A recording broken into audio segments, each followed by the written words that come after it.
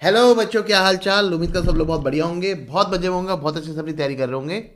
तो बेटा आज हमारा सेशन है कॉस्ट शीट का, कॉस्टिंग के अंदर। ठीक है, अच्छा चैप्टर है, इजी चैप्टर है। और बेटा ये हमारा आराम से 10 मार्क्स हमें देके जाता है। आप देखोगे मई 24 में इसका हमारा MCQ आया था 10 मार्क्स का।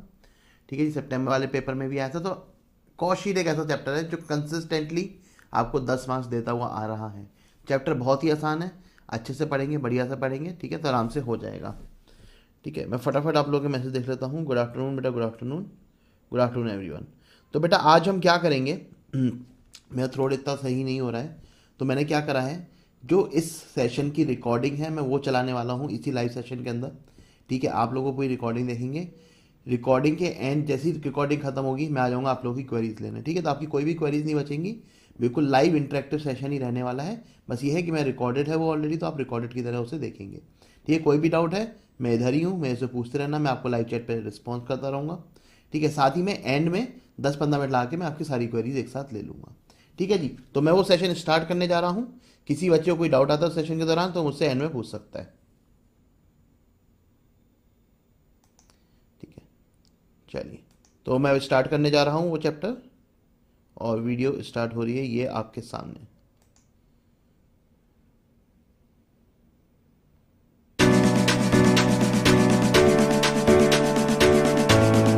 हम वो सारे बढ़िया से करके जाएंगे प्रॉफिट, और ये हमारे। तो बेटा इससे ज्यादा आपको क्या मिलने वाला है कहीं पे। चलिए जी स्टार्ट करते हैं। चलिए जी, ऑडियो वीडियो क्लियर, सब बढ़िया है, बहुत ही बढ़िया। स्टार्ट करते हैं आज का अपना लेक्चर। आज हम बात करने वाले हैं कॉस्ट शीट पे। तो चलिए जी, कितने बच्चों को कॉस्ट शीट में डिफिकल्टी आती है, कितने बच्चों को कॉस्ट शीट थोड़ा गड़बड़ लगता है, थोड़ा हैवी लगता है, थोड़ा हार्ड लगता है। बेटा देखो, कॉस्ट शीट चैप्टर हर अटेम्प्ट में बिना किसी अटेम्प्ट को मिस करे हुए 10 मार्क्स का आया। पिछले 15-20 अटेम्प्ट उठा के देख लो। ठीक है, मैंने आपके लिए ऑलरेडी वो एनालिसिस कर रखा है, लेकिन बेटा हमेशा 10 मार्क्स का कॉस्ट शीट चैप्टर आपके में आता है। चलिए जी, वैभव भी कह रहे डन, आयुष कह रहे डन। हाँ अच्छा, कुछ बच्चे कह रहे सर सॉल्यूशन के PDF में एरर आ रही थी। तो बेटा मैं अभी आपको जब क्लास के बाद दोबारा अपलोड कर दूंगा, ठीक है, फिर एरर नहीं आएगी। चलिए जी स्टार्ट करते हैं sir cost sheet chapter. Cost sheet chapter है क्या बेटा? देखो, जब हमने कॉस्ट पढ़नी स्टार्ट करी थी हमने बेटा पहले 3 चैप्टर करे, material, labour, overhead. Material, labour, overhead क्या होता है सर? किसी भी प्रोडक्ट को बनाने में जो भी हमारा खर्चा आता है वो 3 ही रूप में आता है, मटेरियल, लेबर और ओवरहेड में। ठीक है जी, मटेरियल सर हो सकता है डायरेक्ट इनडायरेक्ट हो, सर लेबर हो सकता है डायरेक्ट इनडायरेक्ट हो, और ओवरहेड से सर होते ही इनडायरेक्ट है। ठीक है जी, तो बेटा ये सारे खर्चे हमारे पास निकल के आ गए। लेकिन अब कॉस्ट शीट एक फॉर्मेट बताता है कि भैया तुम्हें सारे खर्चे एक तरफ कैसे लिखने हैं, तुम्हें सारे खर्चे एक तरफ लिख के उस पर प्रॉफिट ला के सेल प्राइस कैसे निकालना है। तो आपको सर बड़ी सिंपल सी बात है, इसमें कोई रॉकेट साइंस थोड़ी ना है। हम मटेरियल का खर्चा लिखेंगे, हम वेजेस लिखेंगे, हम ओवरहेड्स लिखेंगे, टोटल लगा देंगे। ठीक है जी, ये हमारी टोटल कॉस्ट हो जाएगी, इसमें ऐड करेंगे प्रॉफिट, और ये हमारा सेलिंग प्राइस हो जाएगा। यही आया आपके दिमाग में? हाँ जी बेटा, यही आया होगा आपके दिमाग में। अगर अगर ऐसा आया है तो बिल्कुल ठीक आया है। सर कॉस्ट शीट भी तो यही कहती है, बस उसने क्या करा है, ओवरहेड्स को बहुत ज़्यादा वाइफरगेट कर दिया है। मटेरियल और वेजेस अब भी ऐसे ही हैं, वैसे ही हैं, एज इट इज ही हैं, बस उन्होंने सर अपने ओवरहेड्स को कुछ ज़्यादा ही डिस्ट्रीब्यूट कर दिया बेसिस दी फंक्शन। इसलिए बेटा कॉस्ट शीट को कई बार हम कहते हैं फंक्शन के बेसिस पे जो कॉस्ट शीट बनाई जाती है। देखो कॉस्ट शीट आपके सिलेबस में मेनली 2 आएंगी, एक आएगी मार्जिनल कॉस्टिंग के हिसाब से, और एक आएगी एब्जॉर्प्शन कॉस्टिंग के हिसाब से। एब्जॉर्प्शन कॉस्टिंग कौन सी है सर? जो हम चैप्टर पढ़ने जा रहे हैं कॉस्ट शीट, मतलब सर फंक्शंस के हिसाब से यहाँ पे कॉस्ट शीट बनाई जाती है। मार्जिनल कॉस्टिंग के अंदर बेटा वेरिएबिलिटी के हिसाब से कॉस्ट शीट बनाई जाती है, मतलब जो खर्चा वेरिएबल है वो एक तरफ, जो खर्चा फिक्स्ड है वो एक तरफ। वो जब सर मार्जिनल पे आएंगे तब चर्चा कर लेंगे। अभी हम बात करते हैं कॉस्ट शीट की। तो कॉस्ट शीट के बारे में हमने 2 चीजें पढ़ी सर, एक तो ये फंक्शन के बेसिस पे हम सारे खर्चे लिखते हैं एक स्टेटमेंट के अंदर, और दूसरा बेटा यहाँ पे हमारे क्या होता है सर, ये एब्जॉर्प्शन कॉस्टिंग फॉलो करता है पूरा का पूरा। चलिए जी, तो ये जनरल बातें हो गई सर।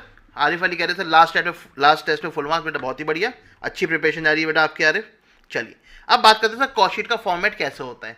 बेटा इसको याद रखने का तरीका ना बहुत सिंपल है, आप 10 क्वेश्चन प्रैक्टिस कर लो आपको याद हो जाएगा, पहला तरीका। दूसरा तरीका, आप इसको समझ लो कि इसका फ्लो क्या है। देखो सिंपल सी बात है सर, जैसे हमारा प्रोडक्शन हो रहा है, जैसे जैसे हम विजुअलाइज कर पा रहे हैं कि हम सर कौन से प्रोडक्ट को खरीद के ला रहे हैं, क्या चीज़ लगा रहे हैं, उसी हिसाब से बेटा हमारी कॉस्ट शीट भी लगी है। देखिए कॉस्ट शीट का फॉर्मूला सिंपल सा आपको बताता हूँ। सबसे पहले जब आप मान लीजिए बनाने जा रहे हैं ये रिमोट, ठीक है, AC का रिमोट मान लीजिए आप बनाने जा रहे हैं, आप सबसे पहले क्या करेंगे सर, रॉ मटेरियल खरीद के लाएंगे। ठीक है, अपनी लेबर को हायर करेंगे। ठीक है, तो बेटा रॉ मटेरियल और लेबर सबसे पहले आपको खर्चा करना पड़ेगा। ठीक है, उसके बाद क्या होगा सर, आप एक फैक्ट्री के अंदर इन दोनों चीज़ों को लेके आएंगे, उस फैक्ट्री में आप मशीन्स लगाएंगे, मशीन्स पे सर वो लेबर काम करेगी। ठीक है जी, उसके बाद क्या होगा सर, प्रोडक्ट बन के तैयार हो जाएगा। उसके बाद आप अपनी सेल्स टीम से कहोगे कि भैया इस प्रोडक्ट की मार्केटिंग स्टार्ट करो, और बेटा फिर वो हमारा टोटल कॉस्ट बन के आ जाएगी। ठीक है जी, सचिन गया सर मैं आपका फैन हो गया हूँ, थैंक यू बेटा। चलिए, तो बेटा अब हम कॉस्ट शीट क्या होता है कि कॉस्ट शीट भी सर हमारी इसी फ्लो के अंदर आ रही है। सबसे पहले उसने क्या कहा, उसने सबसे पहले कहा कि भैया डायरेक्ट मटेरियल, डायरेक्ट लेबर और डायरेक्ट एक्सपेंसेस को लिख लो। डायरेक्ट मटेरियल सर जो खर्चा डायरेक्टली हमारा प्रोडक्शन से रिलेटेड है, जैसे सर मोटरसाइकिल के 2 पहिए, इस एसी रिमोट के 3 बटन, बेटा अगर एक एसी रिमोट में 3 बटन लगेंगे तो 10 एसी रिमोट में 30 बटन लगेंगे। This is simple direct material. बेटा अगर डायरेक्ट लेबर की बात करूं, बेटा एक एसी रिमोट बनाने में एक लेबर को 1 घंटा लगता है। ठीक है, तो 100 एसी रिमोट बनाने में सर उसे 100 घंटे लगेंगे। ठीक है जी, तो ये होते हैं सर हमारे डायरेक्ट खर्चे जो डायरेक्टली प्रोपोर्शनल होते हैं हमारे आउटपुट से। ठीक है जी, जो हमारे आउटपुट से डायरेक्टली लिंक होते हैं, डायरेक्टली प्रोपोर्शनल होते हैं। तीसरा आता है बेटा डायरेक्ट एक्सपेंसेस, जिसमें कई बार बच्चे कंफ्यूज हो जाते हैं। तो डायरेक्ट एक्सपेंसेस में आपको आराम से थोड़ा सा 15 मिनट ला के अलग से समझा दूंगा। अभी आप ये समझ लो, ये तीनों खर्चे जो direct material, direct labour, direct expenses है, ये तीनों मिला के हमारी प्राइम कॉस्ट बनती है। ठीक है जी, ये तीनों मिला के हमारी प्राइम कॉस्ट बनती है। उसके बाद बेटा जितने भी हमारे ओवरहेड है जो फैक्ट्री के अंदर लग रहे हैं, ठीक है जी, फैक्ट्री के अंदर मतलब सब प्रोडक्शन प्रोसेस से रिलेटेड है। जैसे बेटा मान लीजिए आपका फैक्ट्री का रेंट है, मशीन का डेप्रिसिएशन है, ये सारे खर्चे प्रोडक्शन के लिए जरूरी हैं। ये डायरेक्टली लिंक्ड है प्रोडक्शन से, लेकिन ये डायरेक्टली लिंक्ड आउटपुट से नहीं है। फैक्ट्री रेंट अगर आपका 1 लाख रुपए है, ठीक है, तो 1 लाख ही रहेगा चाहे आपका प्रोडक्शन कितना भी हो। ठीक है, तो ये डायरेक्टली लिंक टू प्रोडक्शन है, क्योंकि प्रोडक्शन इसके बिगैर नहीं हो पाएगा। फैक्ट्री नहीं है तो नो प्रोडक्शन। लेकिन ये ऐसा नहीं है सर, ये 1 लाख अमाउंट ऊपर नीचे होगा विद आउटपुट। ठीक है जी, तो जितने भी इस टाइप के ओवरहेड होते हैं जो हमारे प्रोडक्शन के लिए नेसेसरी होते हैं लेकिन डायरेक्टली लिंक नहीं होते हैं, वो हमारे बेटा प्राइम कॉस्ट के बाद हम उन्हें ऐड कर देते हैं। उनको नाम क्या होता है, फैक्ट्री ओवरहेड, वर्क्स ओवरहेड और आपका प्रोडक्शन ओवरहेड, किसी भी नाम से बोला जा सकता है। बेटा जब ये सारी कॉस्ट हम मिला देते हैं तो हमारी आती है फैक्ट्री कॉस्ट ग्रॉस लेवल पे। ठीक है जी, ग्रॉस लेवल पे। आप कहोगे सर ग्रॉस का क्या मतलब है? बेटा अब आप ये समझो आपने 1 महीने में काम करा और यहां तक, ठीक है जी, यहां तक आपने 1 लाख रुपया लगा दिया। ठीक है जी, मान लीजिए 1 लाख रुपया आपने यहां तक लगा दिया है, जिसमें से 100 यूनिट्स फिनिश्ड है और 10 यूनिट WIP में। ठीक है जी, 100 यूनिट फिनिश्ड है, 10 यूनिट WIP में। क्या बेटा जो WIP में यूनिट्स है उसकी कॉस्ट आप रिकवर करने वाले हो कस्टमर से? नहीं सर, नहीं करेंगे, ऑब्वियसली नहीं करेंगे, क्योंकि सर जब हम वो बेच नहीं सकते तो उसकी कॉस्ट क्यों रिकवर करेंगे। तो हम लोग क्या करते हैं, जितनी भी 1 लाख कॉस्ट है इसमें से जो WIP की कॉस्ट हम कहते हैं उसे हट तू बाहर चल, हम तुझे भेज देते हैं इन्वेंट्री के अंदर।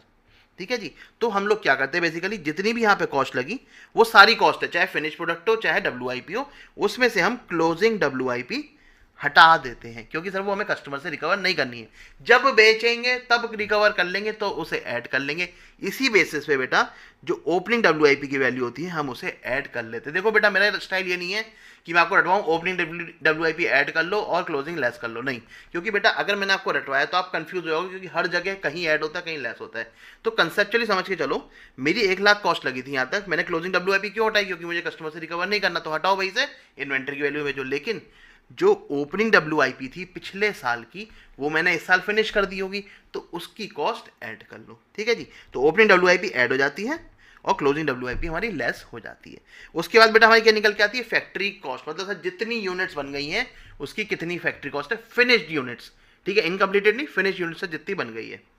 चलिए, उसके बाद बेटा हमारे इंस्टीट्यूट ने 5 आइटम बोले कि भैया 5 स्पेसिफिक आइटम है जो यहाँ पे आप ऐड कर लेना। वो 5 आइटम कौन कौन से बेटा, पहले कहीं ना कहीं ओवरहेड्स के अंदर ही जाते थे जब तक इंस्टीट्यूट ने 5 आइटम नहीं बताए थे, लेकिन सर अब ये 5 आइटम बता दिए तो हमें स्पेसिफिकली ऐसे ही ट्रीट करेंगे, जो कि हमारी फैक्ट्री कॉस्ट के बाद जाते हैं। क्या क्या, रिसर्च एंड डेवलपमेंट। बेटा रिसर्च एंड डेवलपमेंट क्या होता है, बेटा मैं हीरो को ऑडिट करता था, उनका सर रिसर्च एंड डेवलपमेंट का प्लांट था यहाँ पे जयपुर से 30 किलोमीटर पहले एक जगह, वहाँ पे उनका रिसर्च एंड डेवलपमेंट का प्लांट था। तो क्या सर वो खर्चा कंपनी खुद बियर करेगी या कस्टमर से रिकवर करेगी? अरे सर कंपनी तो जो ऑफिस में एम्प्लॉइज को चाय पिलाती है उसका खर्चा भी रिकवर करते हैं। कहाँ जाता है सर, वो स्टाफ वेलफेयर में जाता है। ठीक है, तो बेटा इसी तरीके से रिसर्च एंड डेवलपमेंट का खर्चा भी रिकवर करते हैं, तो वो हमने ऐड कर दिया है। एडमिन ओवरहेड प्रोडक्शन रिलेटेड, बेटा प्रोडक्शन से रिलेटेड है तो वो खर्चा यहाँ पे ऐड होगा। अच्छा सर प्रोडक्शन से रिलेटेड नहीं है तो कहाँ जाएगा, उस पर अभी आएंगे। लेकिन अगर प्रोडक्शन रिलेटेड है तो वर्क्स कॉस्ट के अंदर ऐड हो जाएगा। अब सर प्रोडक्शन रिलेटेड कैसे पता चलेगा एग्जाम में? बेटा एग्जाम में या तो आपको दे रखा होगा या फिर बोला होगा कि प्रोडक्शन एम्प्लॉयज का एडमिन ओवरहेड है, ठीक है, तो कहीं ना कहीं आपको प्रोडक्शन से लिंक दे रखा होगा, तो हम एडमिन ओवरहेड उसे प्रोडक्शन रिलेटेड मान लेंगे। नहीं दे रखा तो अपनी अजम्पशन लेके आ जाना, दोनों ही तरीके से सही होगा क्योंकि इंस्टीट्यूट दोनों ही सजेस्टेड आंसर में देता है। पैकिंग मटेरियल बेटा अगर प्राइमरी है, प्राइमरी पैकिंग मटेरियल क्या होता है बेटा? टूथपेस्ट की ट्यूब होती है। क्या सर ट्यूब के बगैर हम टूथपेस्ट बेच सकते हैं? नहीं, नहीं बेच सकते ना, नहीं बेच सकते। सर ऑयल होता है, हेयर ऑयल होता है, क्या सर जो डिब्बी में हेयर ऑयल होता है क्या उसके बगैर हम ऑयल बेच सकते हैं? नहीं। तो प्राइमरी पैकेजिंग क्या होती है सर? जो मैंडेटरी होती है, जरूरी होती है उस प्रोडक्ट को ट्रांसपोर्ट या फिर बेचने के लिए, ठीक है जी। तो ये तो हो गई हमारी सर पैकिंग मटेरियल प्राइमरी। तो प्राइमरी सर यहाँ पे ऐड हो जाता है। सर सेकेंडरी कहाँ जाएगा? उस पे आएंगे, ठीक है जी। और बेटा हमारा एक आइटम आता है क्वालिटी कंट्रोल टेस्ट। बेटा क्वालिटी कंट्रोल से रिलेटेड आपने कोई भी अगर खर्चा करा है तो वो भी आपका यहाँ पे ऐड होगा। जैसे मैं बताता हूँ, जब मैंने बाइक बनती हुई देखी थी बेटा, तो वहाँ पे क्या होता था, जब बाइक बन जाती थी ना तो वो क्या करते थे, एक उनके पास पाउच होता था पेट्रोल का, ठीक है, तो वो क्या करते थे, वाटर उसके फ्यूल टैंक में तो पेट्रोल डालते नहीं थे सर, पाउच में वो लगाया, उन अपने हैंडल में लटकाया, एक पाउच में जैसे ड्रिप चढ़ती है ना वैसे ही सर पेट्रोल लटका देते थे हैंडल में, उसका सर पाइप लगाते थे इंजन में और उसे टेस्ट करके देखते थे। हर बाइक टेस्ट होती थी, तो बेटा वो उसका क्वालिटी कंट्रोल टेस्ट होता था कि भाई वो सही चल रही है, पहिया हिल तो नहीं रहा है, एक्सीलेटर प्रॉपर जा रहा है, हर बाइक टेस्ट होती थी। तो वो होती है क्वालिटी कंट्रोल टेस्ट। जरूरी नहीं है हर इंडस्ट्री में हर चीज़ टेस्ट हो। जैसे मान लीजिए अगर कोल्ड ड्रिंक की बॉटल है, 1 लाख बॉटल बनी बेटा एक बैच में, तो हो सकता है 5 या 10 या 15 ही टेस्ट हो, ठीक है जी। तो डिपेंड करता है प्रोडक्ट टू प्रोडक्ट। तो बेटा इस तरीके से कोई भी क्वालिटी कंट्रोल टेस्ट है तो वो वर्क कॉस्ट में ऐड हो जाती है। लेस होता है अगर हम सर कुछ भी रिकवरी कर रहे हैं ऑन अकाउंट ऑफ स्क्रैप। अब बेटा ध्यान देना, यहाँ पे बड़ा इंपॉर्टेंट पॉइंट है, जो भी बेटा स्क्रैप होती है ड्यूरिंग द प्रोडक्शन प्रोसेस, मान लीजिए आप जूता बनाते हैं, ठीक है, जूते में आप सर लेदर को कट करते हैं, सर लेदर की सर किनारी किनारी बच जाती है, जो बेटा आप बाद में जाके स्क्रैप कर देते हैं एक वेंडर को, एक किसी भी स्क्रैप वेंडर को आप स्क्रैप कर देते हैं। तो बेटा वो जो स्क्रैप है वो ड्यूरिंग द प्रोडक्शन प्रोसेस आया है, तो वो इन 5 आइटम के अंदर लेस होगा। लेस क्यों होगा? क्योंकि सर वो इनकम है और नॉर्मल है, ठीक है जी। तो नॉर्मल स्क्रैप जितनी भी होती है वो हमारी यहाँ पे लेस हो जाती है। अब सर बेटा इंस्टीट्यूट क्या करता है, आपको कंफ्यूज करता है। वो स्क्रैप 2 तरीके की देता है, एक देता है ड्यूरिंग द प्रोडक्शन प्रोसेस और एक देता है डायरेक्ट मटेरियल से रिलेटेड। सर डायरेक्ट मटेरियल से रिलेटेड कौन सी स्क्रैप होती है मैं बताता हूँ। बेटा मान लो आपके कार्डबोर्ड में कई सारा मटेरियल आ रहा है, डायरेक्ट मटेरियल, ठीक है, डायरेक्ट मटेरियल आपका कार्डबोर्ड में रख के आ रहा है। मान लीजिए ब्रेक है, ठीक है, ब्रेक आपके एक कार्डबोर्ड के बड़े बॉक्स में रख के आ रहे हैं। अब सर आपने वो ब्रेक निकाल के रख ली कार्डबोर्ड के बॉक्स से, क्या करोगे आप सर, या तो उसे रीयूज कर लोगे या फिर सर आप उसे बेच दोगे। तो जो डायरेक्ट मटेरियल से स्क्रैप जनरेट हो रही है विदाउट एनी प्रोडक्शन, अभी कोई प्रोडक्शन नहीं हुआ, हमने सिर्फ ब्रेक निकाल के अपने वेयर हाउस में रखे, तो बेटा उससे रिलेटेड जो भी स्क्रैप जनरेट हो रही है वो हमारी यहाँ पे लेस होगी डायरेक्ट मटेरियल के अंदर से। अगर सर प्रोडक्शन हो गया स्टार्ट और उसके बाद जो स्क्रैप जनरेट हो रही है वो हमारी कहाँ से लेस होगी? इन 5 आइटम से। तो बेटा ध्यान रखना, इसका बड़ा ज़्यादा फर्क आ जाता है, ठीक है। चलिए, तो अब हम सर हमारी वर्क्स कॉस्ट में हम जब ये 5 आइटम का एडजस्टमेंट कर देंगे, 4 आइटम ऐड होते हैं, एक लेस होता है, तो हमारा आ जाएगा कॉस्ट ऑफ प्रोडक्शन। मतलब सर जितने भी फिनिश प्रोडक्ट्स बनाए हमने उसकी कितनी कॉस्ट आई है। मान लीजिए आपने 1000 यूनिट बनाई है बेटा 1.5 लाख रुपए की, ठीक है जी, 1000 यूनिट बनाई है आपने 1.5 लाख की। अब सर मुझे किस चीज की कॉस्ट शीट बना रहा हूं? हाँ जी बेटा, बीजू ने बिल्कुल ठीक लिखा। अब बेटा मैं किस चीज की कॉस्ट शीट बना रहा हूं? सर जो मैंने प्रोडक्ट्स कस्टमर को बेचे हैं, ठीक है। क्या सर मैंने 1000 बना के 1000 बेच दिए? जरूरी नहीं है सर, कुछ प्रोडक्ट हो सकता है मैं अपने फिनिश गुड्स में रख लूँ। तो मान लीजिए मैंने 100 प्रोडक्ट्स अपने फिनिश गुड्स में रख दिए, ठीक है जी, तो मैं कस्टमर को कितने बेच रहा हूँ? 900 रुपये, ठीक है। तो अगर आपको क्वेश्चन में दे रखा है कि भैया आपने 900 गुड्स बेचे हैं, इसका मतलब 100 आपके फिनिश गुड्स में आ जाएंगे, ठीक है। इसी तरीके से बेटा इसकी हम वैल्यू भी लेस कर देंगे, ठीक है। अगर मान लीजिए सर ओपनिंग फिनिश गुड्स का स्टॉक भी था तो उसे आप ऐड कर देंगे। मान लीजिए 200 यूनिट का स्टॉक था ओपनिंग का और उसकी वैल्यू आपको दे रखी है, ओपनिंग स्टॉक की ज़्यादा वैल्यू आपको हमेशा मिलेगी, ठीक है जी, वो मान लीजिए दे रखी है आपको 40,000 रुपये, ठीक है। अब आपको निकालना है कि भैया जितने मैंने गुड्स बेचे हैं उसकी वैल्यू क्या है। तो हमारे पास यहाँ पे 2 ऑप्शन है, या तो आप फीफो पे निकालो या फिर आप वेटेड एवरेज पे निकालो, ठीक है जी। तो हमें सर यूनिट्स तो पता है कि भैया हमारी, मान लीजिए आपको ओपनिंग दे रखा है, क्लोजिंग दे रखा है और जितनी आपने बनाई है वो दे रखा है, लेकिन आपको सेल नहीं दे रखी। तो सेल कितनी निकल के आएगी यहाँ पे? सर सेल निकल के आ जाएगी 1100 यूनिट, ठीक है, अब इसकी वैल्यू कैसे निकालनी है वो बेटा हम पे डिपेंड करता है कि हम फीफो पे निकालेंगे या वेटेड एवरेज पे निकालेंगे। अगर क्वेश्चन साइलेंट है तो, अगर क्वेश्चन ने जैसा दे रखा है वैसा कर देना। अगर क्वेश्चन साइलेंट है तो सर मुझे क्या करना चाहिए बेटा, आप फीफो पे चले जाना। इफ क्वेश्चन इज साइलेंट तो आप फीफो पे चले जाना। देखो आप जा सकते हो वेटेड एवरेज पे भी, मैं नहीं कह रहा गलत होंगे, दोनों आंसर सही होंगे। पहली बात फीफो में सर आसान रहेगा, दूसरी बात जो इंस्टीट्यूट का सजेस्टेड आंसर आएगा वो पहला फीफो के हिसाब से ही होगा। ठीक है जी, तो बेटा फीफो के हिसाब से आप यहाँ पे वैल्यू कर देंगे। अगर मैं यहाँ पे वैल्यू निकालूँ फीफो के हिसाब से तो क्या होगी सर, जो 200 थे मेरे, ठीक है, मैंने सर 1100 बेचे, इसमें से सर जो 200 थे वो तो सर वो होंगे जो ओपनिंग वाले होंगे, तो फीफो की वैल्यू के हिसाब से सर 40,000 तो मेरी वो आ गई, प्लस सर 900 यूनिट मैंने 1000 के अंदर से बेची होंगी, या फिर मैं कह सकता हूँ सर 100 यूनिट जो होंगी वो जो मैंने बाद में प्रोडक्शन कराया उसमें से बची होंगी, जिसकी वैल्यू कितनी थी 15,000। तो बेटा मेरी कॉस्ट ऑफ गुड्स सोल्ड कितनी निकल के आ जाएगी, 1,50,000 प्लस 40,000 माइनस 15,000 कितनी आ गई, 1,75,000। तो मतलब सर जो मैंने 1100 यूनिट बेची वो 1,75,000 के हिसाब से बेची, ये हो गया मेरा फीफो मेथड। अब मुझे निकालना है मान लीजिए वेटेड एवरेज, तो आप कैसे निकालोगे, सिंपल है, आप कहोगे भैया 1.5 लाख प्लस 40,000, ये टोटल वैल्यू कितने की है, ये टोटल वैल्यू है सर 1000 प्लस 200 यूनिट की। तो जो भी आपका यहाँ पे प्राइस निकल के आएगा, रुको मैं कैलकुलेटर निकाल लेता हूँ। मान लीजिए बेटा आपके यहाँ पे प्राइस निकल के आ रहा है 1,90,000 डिवाइड बाई 1200, 158.33, ये आपका बेटा वेटेड एवरेज प्राइस आ गया है। तो आपका क्लोजिंग स्टॉक भी इसी वैल्यू पे आ जाएगा 158.33, और बेटा आपका जो कॉस्ट ऑफ गुड्स सोल्ड है वो भी इस पे आ जाएगा 158.33। ठीक है जी, तो बेटा इस तरीके से हमारा निकल के आ जाएगा। तो वेटेड एवरेज और फीफो मैंने आपको दोनों बता दिए, कोई बहुत बड़ी डील नहीं, आप ऑलरेडी मटेरियल में से डील कर चुके हो, बस हमें सब पता है यहाँ पे कैसे इंप्लीमेंट करना है। चलिए अब बेटा देखो इस क्वेश्चन में ना आपको क्या ध्यान रखने की जरूरत है, माइलस्टोन कहाँ पे सर, किस वैल्यू को हम डिनोट कर रहे हैं। सारे डायरेक्ट खर्चे जोड़े तो प्राइम कॉस्ट, सर उसमें हमने फैक्ट्री ओवरहेड जोड़े तो ग्रॉस फैक्ट्री कॉस्ट, उसमें से लेस करे हमने WIP का एडजस्टमेंट करा तो हमारी आई नेट फैक्ट्री कॉस्ट या फैक्ट्री कॉस्ट, उसमें बेटा पांचों आइटम एडजस्ट करें तो हमारी आई कॉस्ट ऑफ प्रोडक्शन, और उसमें से बेटा हमने जब ओपनिंग स्टॉक और closing stock of FG adjust करा तो हमारा आया कॉस्ट ऑफ गुड्स सोल्ड। ठीक है जी, तो कॉस्ट ऑफ गुड्स सोल्ड हमारा यहाँ तक आ गया। अब इसके बाद सर हमें एक दो सिंपल स्टेप और करने होते हैं, हमें सर जो एडमिन ओवरहेड जनरल नेचर के होते हैं वो इसके बाद ऐड करने होते हैं। बेटा देखो लॉजिक क्या है समझाता हूं मैं आपको। यहां तक जितने भी खर्चे थे, अगर आप देखोगे यहां तक जितने भी खर्चे थे यहां तक, वो सर कहीं ना कहीं हमारे प्रोडक्शन से रिलेटेड थे। इसका मतलब सर चाहे मैं गुड्स बेचूं या अपने स्टॉक में रखूं वो दोनों पे जाने चाहिए। ठीक है जी, तो यहाँ पे जो भी खर्चे थे सर मेरे प्रोडक्शन से रिलेटेड थे, लेकिन सर जो यहाँ पे खर्चे आ रहे हैं ना वो मेनली पीरियड कॉस्ट है या फिर सर वो हमारी सेल से रिलेटेड है। तो मैं कहता हूँ भाई जितनी यूनिट सोल्ड हुई हैं उसी पे ये मैं खर्चे लगाने वाला हूँ।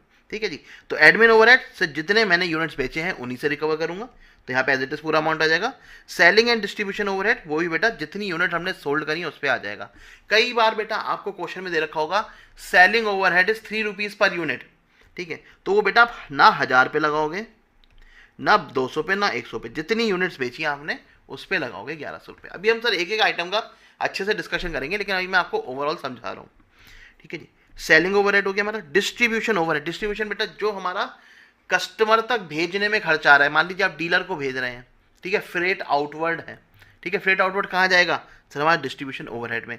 सेकेंडरी पैकिंग मटेरियल है सर, अब आपने सर जो टूथपेस्ट की ट्यूब थी वो तो छोटी छोटी अलग थी, लेकिन सर ऐसी ना ट्रक में ट्यूब डाल के भेज दोगे, नहीं, आप सर उसको बॉक्सेस के अंदर रखोगे तो बेटा वो हमारा सेकेंडरी पैकिंग मटेरियल हो गया, तो वो हमारा सर डिस्ट्रीब्यूशन ओवरहेड में आता है। मैंने कहा था ना प्राइमरी में क्या आएगा सर, जो उस गुड्स को बेचने के लिए बहुत ज़्यादा जरूरी है। सर सेकेंडरी में क्या आएगा सर, जो आपके ट्रांसपोर्ट करने में हेल्पफुल करता है टू द कस्टमर। ठीक है सर, अगर मैं खाली ट्यूब में होता तो मैं एक कस्टमर को बेच सकता हूँ ना ट्यूब में, हाँ सर बिल्कुल बेच सकता हूँ, लेकिन सर थोक वाले को बेचना है तो मुझे उसे कार्डबोर्ड में डाल के बेचना पड़ेगा। तो इतना ज़्यादा आपके में आएगा नहीं कि प्राइमरी कौन सा है सेकेंडरी कौन सा पता लगाओ, नहीं, उन्होंने साफ साफ लिखा होगा कि this is primary this is secondary. ठीक है जी, इसके बाद आ जाएगी सर मेरी कॉस्ट ऑफ सेल्स। ठीक है जी, कॉस्ट ऑफ सेल्स आ जाएगी, उसमें सर मैं ऐड कर दूंगा प्रॉफिट, जो भी हमें प्रॉफिट क्वेश्चन में दे रखा होगा, और हमारा आ जाएगा सेल्स प्राइस। बेटा अगर क्वेश्चन में आपको नंबर ऑफ यूनिट्स दे रखी हैं तो पर यूनिट सेल प्राइस भी आपको निकाल के आना है। चाहे क्वेश्चन में पूछा हो ना पूछा हो, ठीक है। अगर आपको यूनिट्स दे रखी है क्वेश्चन में तो पर यूनिट सेल प्राइस भी निकाल के आना है।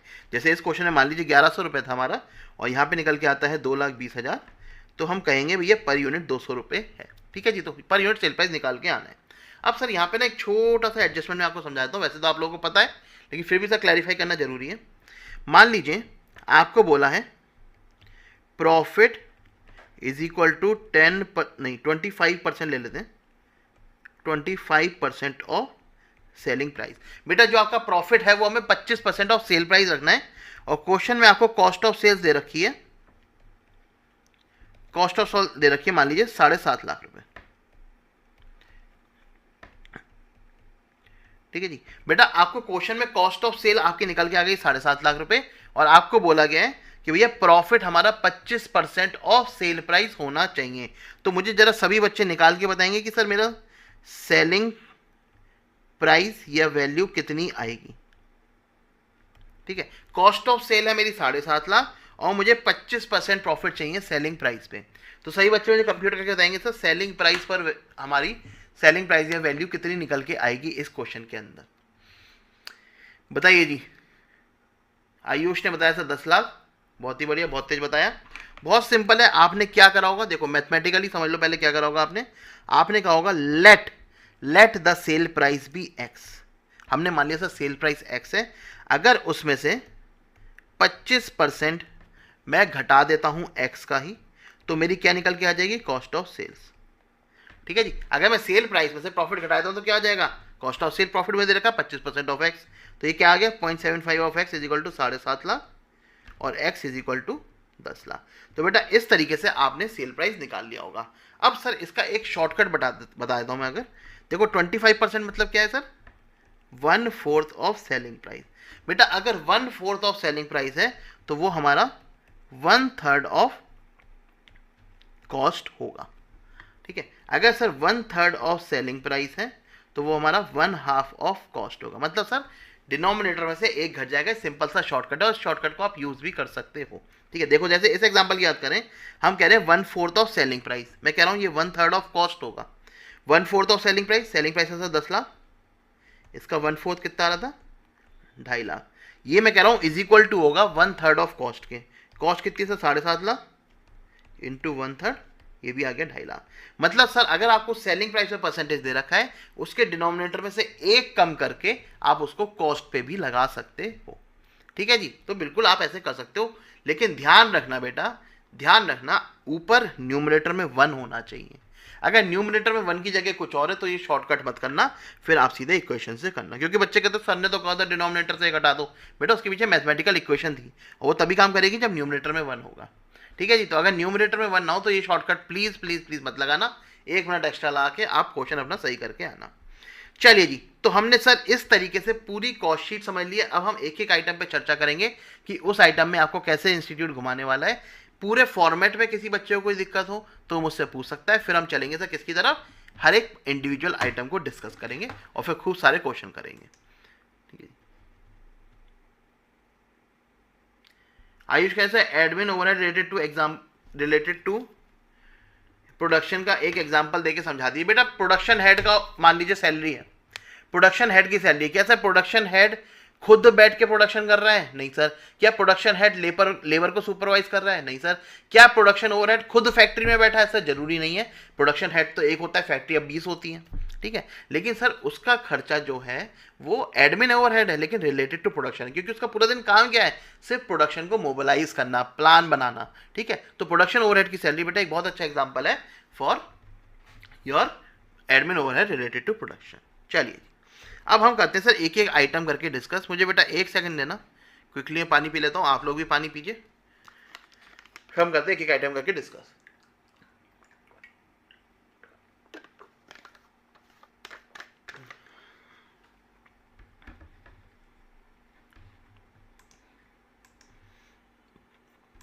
चलिए जी, अब हम बात करते हैं सबसे पहले आइटम की, जो कि है हमारा direct material. Direct material consumed की बात होती है यहाँ पे, सर कितना मटेरियल हमने कंज्यूम करा है, ठीक है जी।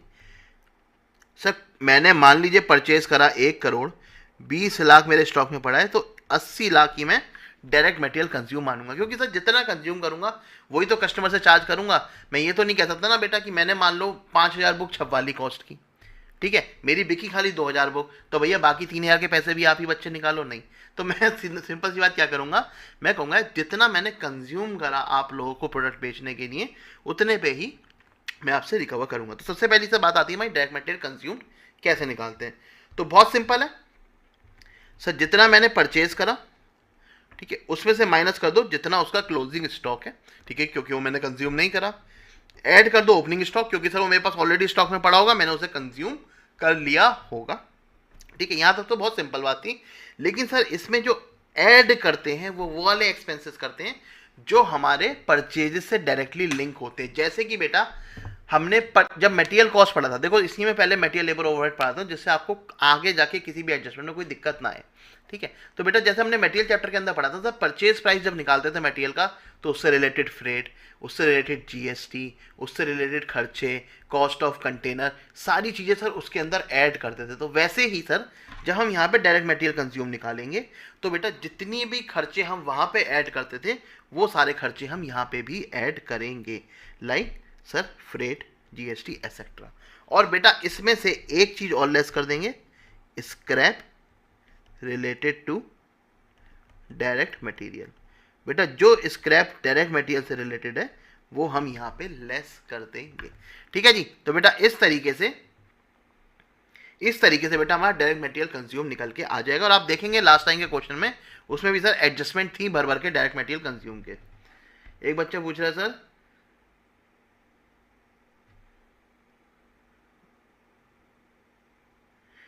बीजू कहे sir factory supervision salary admin overhead में नहीं होगा, नहीं बेटा, वो बेटा डायरेक्ट प्रोडक्शन करा रहा है, वो सारे वर्कर्स को बोल रहा है भाई तुम काम करो ढंग से, तुम काम करो, तू इस मशीन पे जा, तू ये कर। सुपरविजन का क्या काम होता है? सुपरविजन का होता है ना कि भाई लेबर को गाइड करना, तू चल अब उस मशीन पे आले पार्ट बना, तू उस मशीन पे आले पार्ट बना। तो दैट इज इन प्रोडक्शन, ठीक है जी, that is not admin overhead.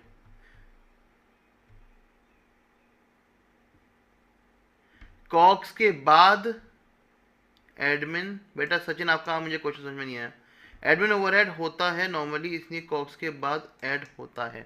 हाँ बेटा देखो हमें सारे खर्चे रिकवर करने हैं कस्टमर से, ठीक है। पहले हम प्रोडक्ट की कॉस्ट तक पहुंचने के लिए हम जितने प्रोडक्ट से रिलेटेड खर्चे वो ऐड करते हैं, उसके बाद जो भी खर्चे बचे हैं वो हम बाद में ऐड कर देते हैं। चलिए जी, तो हमने रॉ मटेरियल कंज्यूम समझ लिया है। अब हम बात करते हैं डायरेक्ट एक्सपेंसेस की। देखो बेटा डायरेक्ट एक्सपेंसेस कौन से एक्सपेंस होते हैं सर? जो ना मटेरियल है, जो ना लेबर है, लेकिन फिर भी हमारे प्रोडक्शन से लिंक्ड है डायरेक्टली। जैसे बेटा मैं बात करूं पावर एंड फ्यूल की, बेटा जितनी मेरा प्रोडक्शन होगा उतनी मेरी मशीन चलेगी, ठीक है। जितना मेरा प्रोडक्शन होगा उतनी मेरी मशीन चलेगी, उतनी ही मेरी पावर एंड फ्यूल खपेगी। सर ऐसा तो नहीं ना दिन भर मशीन चल रही है प्रोडक्शन हो रही है, नहीं सर। आप देखा करो फैक्ट्रियों में जाके, अगर कभी आप गए हो या फिर आप जाओगे, तो बेटा जैसे ही प्रोडक्शन बंद होता है ना वैसे ही मशीन ऑफ कर देते हैं कि भैया बिजली क्यों फूकनी, ठीक है। तो पावर एंड फ्यूल सर हमारा एक डायरेक्ट एक्सपेंस होता है, क्योंकि ना वो मटेरियल है ना वो लेबर है, लेकिन सर वो directly related to the production, ठीक है। फिर बेटा इसका एक एग्जांपल आता है रॉयल्टी। रॉयल्टी का मैं आपको बहुत अच्छा एग्जांपल देता हूँ। बेटा जब मैं हीरो का ऑडिट करता था तो आपको याद होगा पहले 2009 से पहले हीरो होंडा एक साथ थे, फिर बाद में हीरो अलग हो गया, होंडा अलग हो गया। पहले सर वो एक साथ क्यों थे? होंडा थी जापान की कंपनी, हीरो थी सर, वैसे मैंने होंडा का भी ऑडिट करा हुआ, हीरो का भी करा हुआ, इसलिए मुझे पूरी कहानी पता है। तो बेटा वहाँ पे हीरो का क्या था? हीरो बेटा इंडिया में सेटअप एक कंपनी थी जिसके पास मास लेवल पे लेबर, प्रोडक्शन फैसिलिटी सब थी, लेकिन टेक्नोलॉजी इतनी अच्छी नहीं थी। होंडा क्या था सर? जापानी कंपनी थी, उस पर टेक्नोलॉजी थी, लेकिन उसके अंदर इंडिया की प्रोडक्शन फैसिलिटी नहीं थी। तो दोनों भाई साथ आ गए, इसने कहा मेरी टेक्नोलॉजी, तुम्हारा मटेरियल, लेबर सब कुछ, और हम मिलके बनाएंगे ये बाइक, ठीक है। अब सर धीरे धीरे आते हुए क्या हुआ, हीरो ने अपनी टेक्नोलॉजी डेवलप कर ली। उसने कहा होंडा भाई मुझे तेरा साथ नहीं चाहिए। होंडा बोला ठीक है भाई मैं चला जाऊंगा, ठीक है, कोर्ट केस वगैरह बहुत चीज़ें हुई, उसमें नहीं जा रहा मैं, लेकिन तुम मुझे जितने दिन तक मेरे टेक्नोलॉजी यूज़ करोगे, जितनी यूनिट्स बना के बेचोगे, उस पर जो रॉयल्टी देनी पड़ेगी तुम्हें, ठीक है, उस पर तुम्हें रॉयल्टी देनी पड़ेगी। तो बेटा कुछ साल तक जो हम मॉडल होंडा के बना के बेच रहा था हीरो, उस पर उसे होंडा को रॉयल्टी पे करनी पड़ी। अब वो पर यूनिट 1000, 2000, 3000 कुछ भी हो सकती है, जितनी वो लोग सेट करें, ठीक है। तो रॉयल्टी का खर्चा क्या हो गया sir? Directly link to production हो गया, ठीक है जी। जितनी आप बनाओगे उतने पे आपको रॉयल्टी देनी पड़ेगी। तो royalty is my direct expense, ठीक है जी। अब आता है sir amortisation of mould, special drawing, इस नाम से भी खर्चे देखोगे।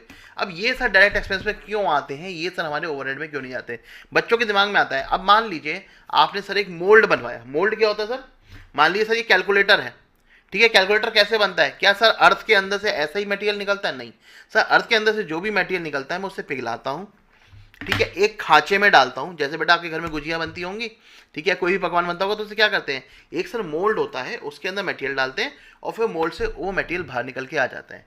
तो बेटा जो ये मोल्ड होते हैं ना, ये स्पेसिफिकली डिज़ाइन होते हैं इस आउटपुट के लिए, और उनकी एक पर्टिकुलर लाइफ होती है जो कि यूसेज पे डिपेंड करती है। एक मोल्ड 80,000 क्लच बनाएगा, ठीक है, ऐसे करके सर मोल्ड बनते हैं। तो एक तरीके से सर मोल्ड भी हमारे डायरेक्टली लिंक टू प्रोडक्शन हो जाते हैं, इसलिए सर हम उसे डायरेक्ट एक्सपेंसेस में डालते हैं। तो अगर special drawing, amortisation of moulds, royalty या फिर आपका पावर एंड फ्यूल मिलेगा, ये सब आपका डायरेक्ट एक्सपेंसेस में जाएगा, ठीक है जी। तो डायरेक्ट एक्सपेंसेस हम सर डिस्कस कर चुके हैं।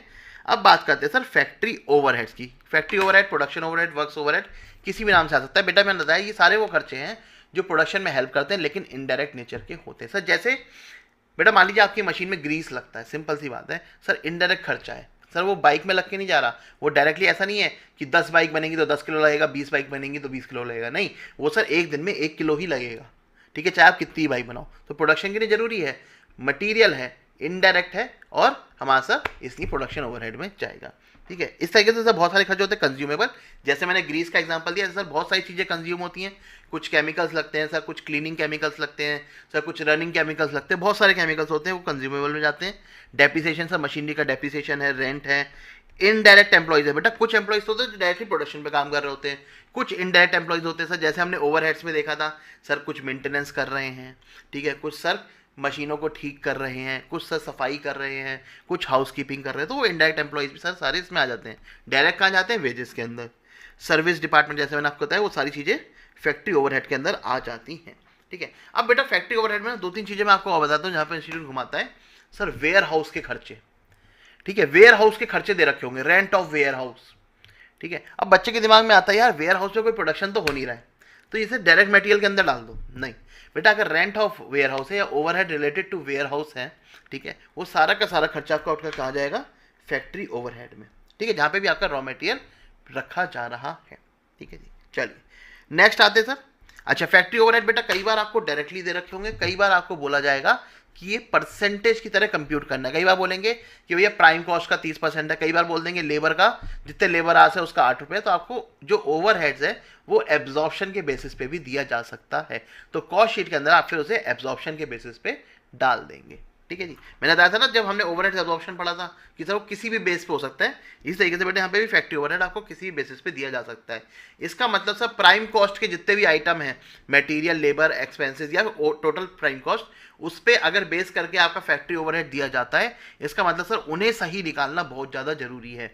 अगर आप उन्हें सही नहीं निकालोगे तो आपका फैक्ट्री ओवरहेड भी गलत आ जाएगा, क्योंकि आपसे बोला गया मान लो 60% ऑफ लेबर कॉस्ट, आपने भाई लेबर कॉस्ट ही गलत निकाल दी, तो क्या फैक्ट्री ओवरहेड सही आएगा, नहीं सर, आपके सारे स्टेप गलत होते हुए चले जाएंगे। चलिए, तो बेटा ये हमने समझ लिया फैक्ट्री कॉस्ट के बारे में। अच्छा बेटा एक टर्म और समझ लेना, कन्वर्जन कॉस्ट। कन्वर्जन कॉस्ट क्या होती है सर, जितना भी खर्चा हमारा मटेरियल पे लगता है उसे प्रोडक्ट बनाने में, वो हमारी कन्वर्जन कॉस्ट होती है। ज़्यादातर सर बेटा इसमें डायरेक्ट वेजेस और फैक्ट्री ओवरहेड आते हैं, क्योंकि कई बार आपसे बोला जाएगा कि भैया फैक्ट्री ओवरहेड है 20% ऑफ कन्वर्जन कॉस्ट। अब आपको कन्वर्जन कॉस्ट ही नहीं पता होगा तो कैसे निकालोगे, तो conversion cost is direct wages plus factory overheads, ठीक है। चलिए एक आती है sir term cost of goods available for sale. अगर बेटा मैं ऊपर कॉस्ट शीट में जाऊं, जरा ये सब रब कर देता हूं मैं, हमसे अगर बोला जाए कि भैया आपकी कॉस्ट ऑफ गुड्स सोल्ड कितनी है, तो आप आ जाओगे इस पे, ठीक है। अगर मैं बोलूँ आपसे कि cost of goods available for sale, वो गुड्स जो सर सेल के लिए अवेलेबल थे उनकी कॉस्ट कितनी है, तो बेटा अगर मैं इन दोनों को ऐड करूं तो ये आ जाएगी हमारी cost of goods available for sale. क्यों, क्योंकि सर ये सेल के लिए अवेलेबल थे, बिके नहीं बिके वो नहीं पता, बिकने के बाद तो सर ये है वो कॉस्ट ऑफ गुड्स सोल्ड, लेकिन जो cost of goods available for sale थे वो ये थे। कई बार बेटा क्वेश्चन में आपको cost of goods available for sale भी दी जा सकती है, इसलिए आपको पता होना चाहिए। चलिए एडमिन ओवरहेड की बात करें तो अगर क्वेश्चन साइलेंट है तो बेटा जनरल ओवरहेड्स को मान लेना, जनरल कैटेगरी में मान लेना। अगर कोई भी हिंट दे रखा है प्रोडक्शन ओवरहेड से लिंक होने का तो आप उसे प्रोडक्शन रिलेटेड मान लेना, ठीक है। एक्सक्लूडेड आइटम बेटा फाइनेंस आइटम्स, इनकम टैक्स वगैरह ये सब एक्सक्लूड करे जाते हैं, लेकिन इसमें मैं अभी आपको एक चीज़ बता दूंगा, अगर बेटा अपॉर्चुनिटी कॉस्ट है तो इसको भी आपको इंक्लूड करना है। ठीक है जी। अब बेटा बात कर लेते हैं एक्सक्लूडेड आइटम की। बेटा फाइनेंस आइटम्स, इनकम टैक्स वगैरह हम नॉर्मली एक्सक्लूड कर देते हैं, लेकिन जो आप न्यू स्टडी मटेरियल देखोगे उन्होंने उसमें क्या करा है, जैसे आपने कॉस्ट ऑफ सेल्स निकाल ली यहाँ पे, ठीक है, प्रॉफिट निकालने से पहले इंटरेस्ट एक्सपेंस माइनस कर रखा है। ठीक है, तो अगर आपके में भी इंटरेस्ट एक्सपेंस आता है तो आप कॉस्ट ऑफ सेल के बाद उसे माइनस कर देना। ये इंस्टीट्यूट बार बार हटाता है, बार बार डालता है, तो जो अभी लेटेस्ट इंस्टीट्यूट ने कर रखा है वो बता रहा हूँ मैं आपको, उन्होंने कॉस्ट ऑफ सेल्स के बाद इंटरेस्ट एक्सपेंस माइनस कर रखा है, तो आप भी माइनस कराना। ठीक है जी। चलिए, तो बेटा इस तरीके से हमारा ये बात पूरी हो गई है। चलिए अब सर क्वेश्चन कर लें जरा। ठीक है, फिर मैं धीरे धीरे गूगलीज भी आपकी कवर करा दूंगा जो जो गूगली आ रही हैं। चलिए क्वेश्चन पे आते हैं। सबसे पहले क्वेश्चन नंबर 1। ठीक है, आयुष कह सर अपॉर्चुनिटी कॉस्ट को ऐड क्यों करना है, चलो समझ लेते हैं अपॉर्चुनिटी कॉस्ट को क्यों ऐड करना है। गुड क्वेश्चन, बताता हूं मैं आपको। बेटा आपकी एक फैक्ट्री है, ठीक है, जो कि एक लैंड पे है। आप है मिस्टर ए, ये है मिस्टर बी। ठीक है, मिस्टर ए की सर ओन लैंड है, इसकी है रेंट पे। ये रेंट का देता है 10 लाख रुपए, ये रेंट का देता है ठेंगा, क्योंकि खुद को रेंट थोड़ी ना देगा। ठीक है जी, तो ये देता है 0 रुपए। अब बेटा मुझे ये बताओ, जब mister B cost of product निकालेगा तो क्या वो 10 लाख ऐड करेगा? सर ऑब्वियसली उसकी कॉस्ट है। सर जब mister A cost of product निकालेगा तो वो क्या 10 लाख रुपए ऐड करेगा? नहीं सर, वो तो कहेगा मेरे पास से जा नहीं रहा है। लेकिन क्या सर उसकी कॉस्ट सही आएगी? सर कॉस्ट उसकी सही नहीं आएगी, क्योंकि सर अगर वो ये लैंड खुद अपने बिजनेस के लिए यूज ना करता तो 10 लाख रुपए भाड़े पे चढ़ा देता। ठीक है, तो 10 लाख रुपए भाड़े पे चढ़ा देता, तो भैया 10 लाख का भी तो उसका नुकसान है। This is called opportunity cost. तो बेटा इसको भी 10 लाख ऐड करने चाहिए, जिससे सर पैरिटी आ जाए। ठीक है, क्योंकि सर अगर ये 10 लाख ऐड नहीं करेगा तो ये अपना सामान सस्ते में बेचेगा और इसे पता भी नहीं चलेगा कब इसका नुकसान होने लगेगा। ठीक है जी, तो बेटा इसलिए अपॉर्चुनिटी कॉस्ट ऐड करना जरूरी है। तो अक्रॉस द कॉस्टिंग कहीं भी आपकी अपॉर्चुनिटी कॉस्ट आती है आपको ऐड करनी ही करनी है। चलिए करते हैं सर क्वेश्चन नंबर 1। ठीक है बेटा आयुष, चलिए। CT Limited is engaged in the production of medical equipment. It has furnished following details related to its product producing during a month. बेटा एक महीने की सारी डिटेल आपको दे रखी है। क्या सर? रॉ मटेरियल का ओपनिंग स्टॉक, परचेजेस और closing stock with number of units दे रखा है आपको। ठीक है जी। वर्क इन प्रोग्रेस का ओपनिंग और क्लोजिंग दे रखा है विद नंबर ऑफ यूनिट्स और विद वैल्यू, मतलब सर वैल्यू भी निकाल के दे रखी है। Direct employ wages and allowances, मतलब सर कहां पे जाएगा ये? डायरेक्ट वेजेस के अंदर। प्राइमरी पैकेजिंग कॉस्ट पर यूनिट, बेटा पर यूनिट प्राइमरी पैकेजिंग कॉस्ट दे रखी है, तो ये कहाँ जाएगी सर? 5 आइटम्स के अंदर। और पर यूनिट का मतलब सर एक यूनिट की दे रखी है तो हमें सर टोटलिटी में डालनी पड़ेगी, तो जितनी यूनिट्स आप प्रोड्यूस कर लोगे, ठीक है, उस पर सर ये हमारी लगेगी। R&D expenses and quality control expenses, बेटा उन 5 आइटम के अंदर। ठीक है, consumable stores and depreciation on plant हमारा किस में जाएगा? फैक्ट्री ओवरहेड में। Administrative overhead related to production, ये कहाँ जाएगा सर? उन 5 आइटम के अंदर।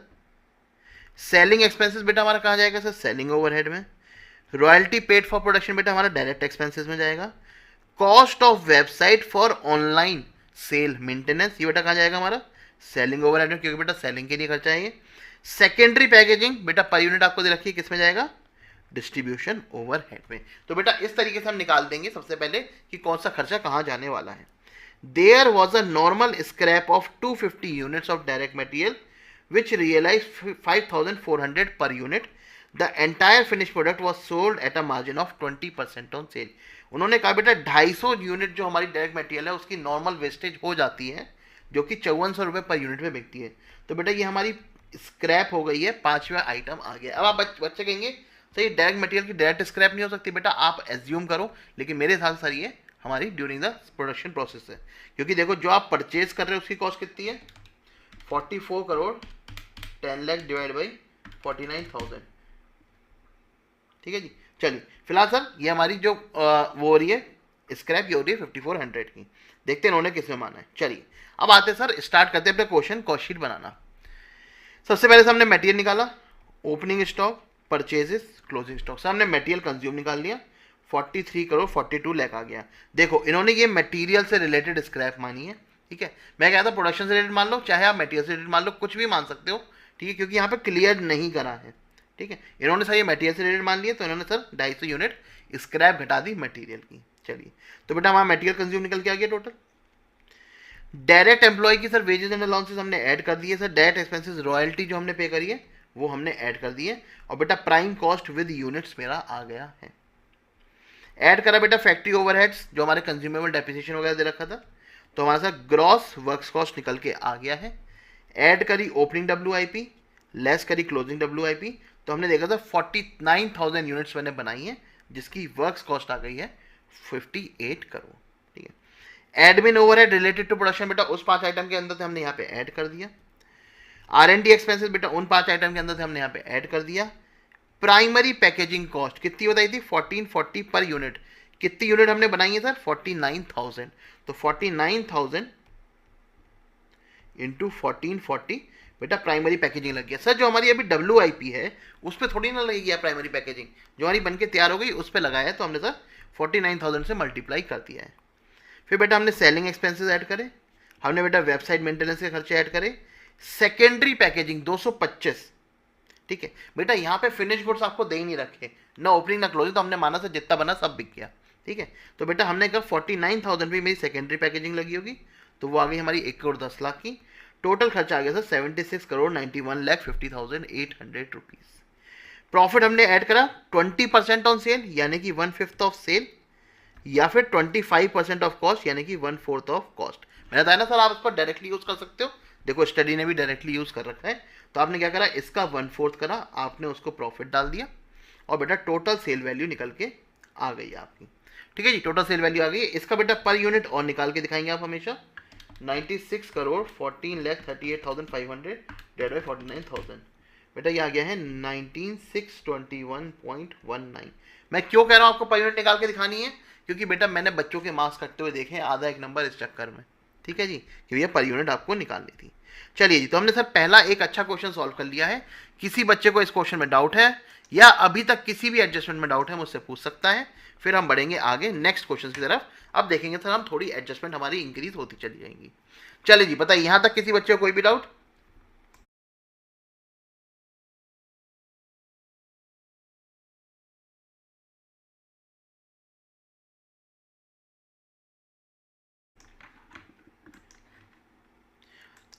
चलिए क्लियर है तो बोलने sir crystal clear, then we will move forward, ठीक है। देखो बेटा कॉस्ट शीट के अंदर सबसे ज्यादा ध्यान क्या रखना पड़ता है, एक स्टेप भी गलत तो हमारा सर सब कुछ गलत हो जाता है।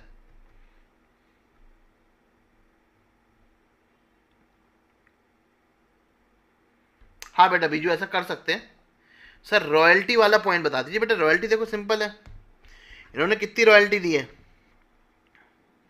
Royalty paid for production 3 crore 64 lakh. बेटा रॉयल्टी हमारा एक डायरेक्ट एक्सपेंस होता है, क्योंकि सही डायरेक्टली लिंक टू प्रोडक्शन होता है। तो हमने क्या करा, डायरेक्ट एक्सपेंसेस के अंदर रॉयल्टी ऐड कर दी है, बात खत्म, सिंपल।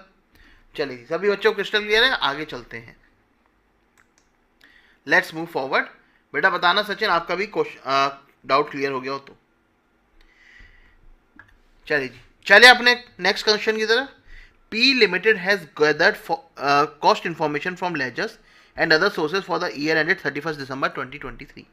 क्या दिया है भैया, रॉ मटेरियल परचेज्ड दिया है, फ्रेट इनवर्ड दिया है, wages paid to factory worker, sir ये हमारे दोनों डायरेक्ट मटेरियल के पार्ट हैं sir. Wages paid to factory worker sir direct wages का पार्ट है। Royalty paid for production direct expenses का पार्ट है। Amount paid for power and fuel direct expenses का पार्ट है। अच्छा, कई जगह बेटा आप देखोगे जो पावर एंड फ्यूल का खर्चा है ना प्रोडक्शन ओवरहेड में भी ले रखा होगा, ठीक। कई जगह आप देखोगे कि पावर एंड फ्यूल का खर्चा प्रोडक्शन ओवरहेड के अंदर भी ले रखा होगा, कोई दिक्कत नहीं है, दोनों आंसर सही होंगे। लेकिन मैं आपको हमेशा सजेस्ट करूंगा अगर कुछ ना बोला हो तो डायरेक्ट एक्सपेंसेस के अंदर ही लेके आना, ठीक है। Job charges paid to job worker, sir ये क्या होता है बेटा, बताता हूँ आपको एग्जांपल देता हूँ। मेरे फादर का कभी एक स्टील फैक्ट्री हुआ करती थी, तो प्लेट बनाते थे, बर्तन बनाते थे स्टील के, ठीक है। तो बेटा स्टील की प्लेट बना दी उन्होंने, बात खत्म। लेकिन उसके ऊपर डिजाइनिंग होती थी, आप देखोगे कई बार मैट फिनिश होती है, प्लेट के ऊपर लाइनिंग होती है मैट की, तो वो प्लेट पे काम करने के लिए किसी दूसरे कारीगर को भेजा करते थे। तो वो जो कारीगर उस पर खाली ब्लेड से वो खाली मैट फिनिश कर देता था, ठीक है। तो एक तरीके से वो अपनी प्लेट जॉब वर्क ही नहीं भेजते थे। तो बेटा जितनी प्लेट बनाएंगे उतने पे तो जॉब वर्क होगा। हाँ जी सर, तो बेटा ये भी हमारा डायरेक्ट एक्सपेंसेस का पार्ट बनता है, ठीक है जी। स्टोर्स एंड स्पेयर कंज्यूम्ड, ये बेटा हमारा फैक्ट्री ओवरहेड है। Depreciation on office building admin overhead है, ठीक है जी। Repair maintenance for plant and machinery, plant and machinery की रिपेयर मेंटेनेंस है, फैक्ट्री रिलेटेड है, production overhead.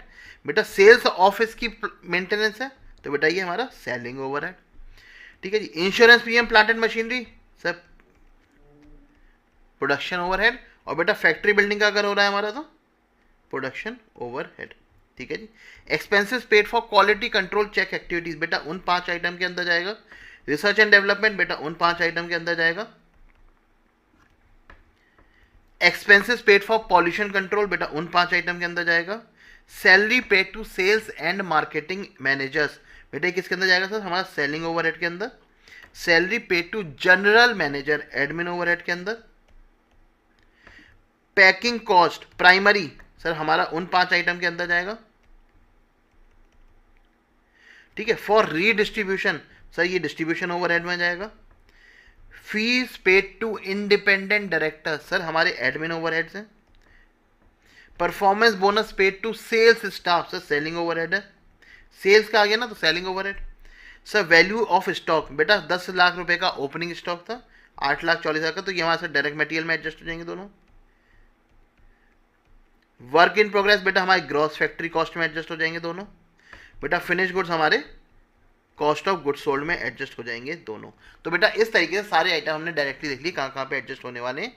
Amount realised by selling of scrap and waste generated during the manufacturing process, साथ साथ दे रखा है कि सर स्क्रैप हमारा जो मैन्युफैक्चरिंग प्रोसेस के ड्यूरिंग जनरेट हुआ है वो 48,000 रुपीज़ का है। मतलब सर ये उन 5 आइटम के अंदर जाके माइनस हो जाएगा, ठीक है जी। तो बेटा इस तरीके से क्वेश्चन काफ़ी स्ट्रेट अवे था, लेकिन हाँ इस क्वेश्चन के अंदर सर हमें पहचान कराना बहुत अच्छे से आ गया है।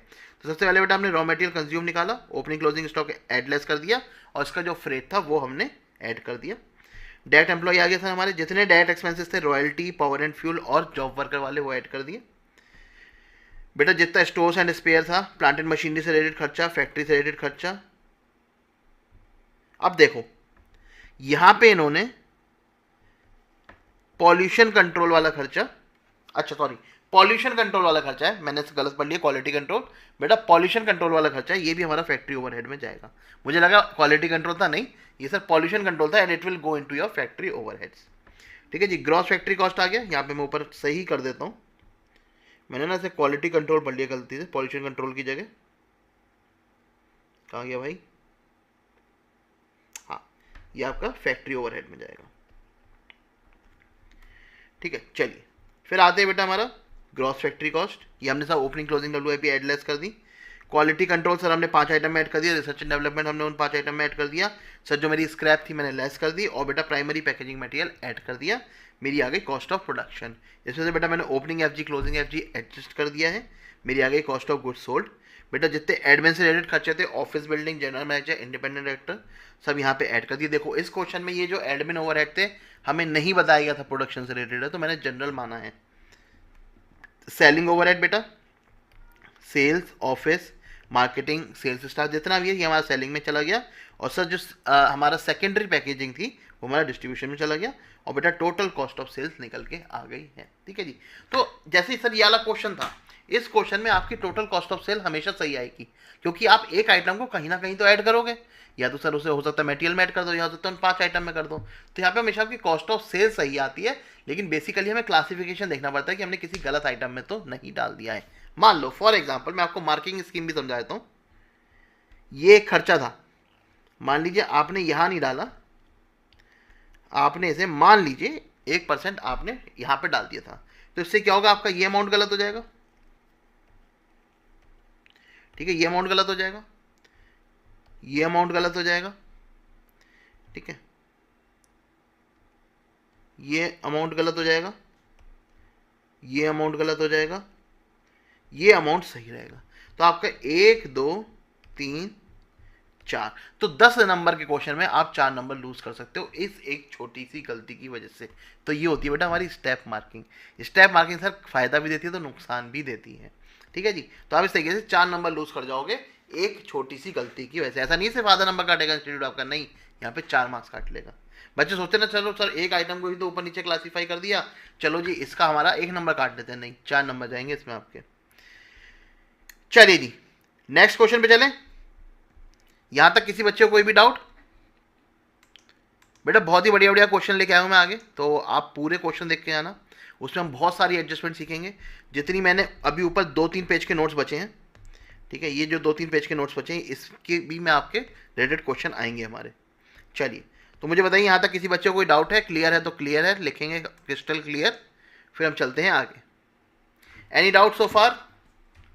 बेटा 10 नंबर की बात है, ध्यान से पढ़ो।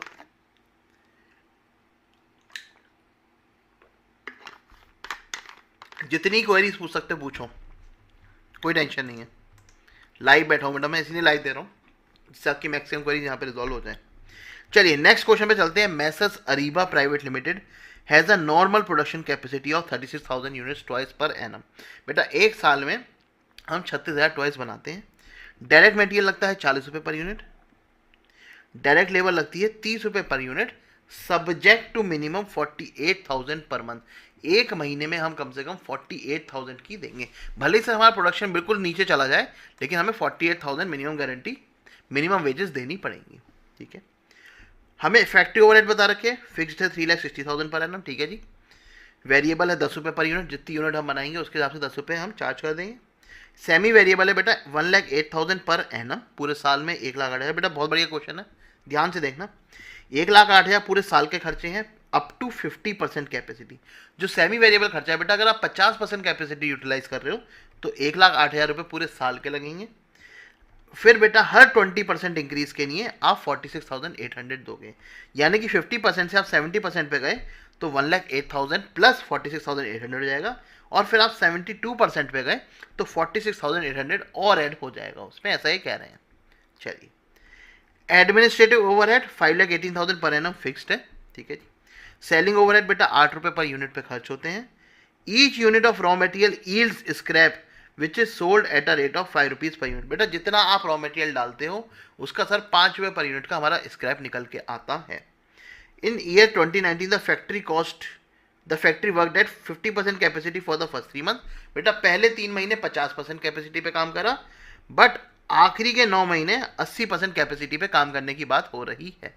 चलिए पहले 3 महीने में बेटा सेलिंग प्राइस था 145, तो उन्होंने कहा भैया एक कॉस्ट शीट बनाओ जिसमें prime cost, works cost, cost of production, cost of sales सब आ जाए, और ये बताओ कि पहले 3 महीने का तो सेलिंग प्राइस 145 था, आखिरी के 3 महीने में, आखिरी के 9 मंथ्स में हम सेलिंग प्राइस कितना रखें कि हमारा प्रॉफिट 8,76,600 आ जाए, ठीक है जी। तो उन्होंने क्या पूछा है कि भैया आखिरी के 9 महीने में हम सेलिंग प्राइस कितना रखें कि हमारा जो प्रॉफिट है वो पूरे साल का 8,76,600 आ जाए। तो हम सिंपल क्या करेंगे, पहले 3 महीने में प्रॉफिट देखेंगे। मान लो पहले 3 महीने प्रॉफिट आता है 1 लाख, हाइपोथेटिकल नंबर ले लिया, पहले 3 महीने प्रॉफिट आता है 1 लाख, तो हम क्या कहेंगे कि भैया अगले 9 महीने की जो भी कॉस्ट है उसमें प्लस कर दो। 8,76,600 में से 1 लाख आ चुका है तो 7,76,600 ऐड कर दो, तो ये हमारा सेलिंग वैल्यू होनी चाहिए। तो इस तरीके से हमें निकालना है। अब देखते सर कॉस्ट शीट कैसे बनाएंगे। पहले हमने सर 3 महीने की लिखी और 9 मंथ्स की लिखी। 3 महीने कितने बने सर? 4,500 यूनिट्स। कैसे बेटा? 36,000 बनते हैं एक साल में, जिसको हमने डिवाइड बाई 12 करा तो एक महीने का आ गया 3,000। उसका सर हम 50% पे काम कर रहे हैं, तो और 3 महीने के लिए तो 4,500 यूनिट्स आ गया। ऐसे बेटा अगर 9 महीने के लिए बात करें तो 36,000 यूनिट्स पूरे साल में बनते हैं, डिवाइड बाई 12, 3,000 सर एक महीने में बनते हैं। लेकिन हम 80% कैपेसिटी पे काम करेंगे 9 महीने के लिए, तो हमारी आ गई 21,600 यूनिट्स। तो बेटा इस तरीके से हमने नंबर ऑफ यूनिट्स निकाल दिए दोनों ही केस में। डायरेक्ट मटेरियल सर हमें कितना बोला गया है? 40 रुपये पर यूनिट, 40 रुपये पर यूनिट। तो बेटा आप देखोगे 40 इंटू 4,500, मैं लिखता जाता हूँ यहाँ पे 40 इंटू 4,500, यहाँ पे आ जाएगा 40 इंटू 21,600, ठीक है जी।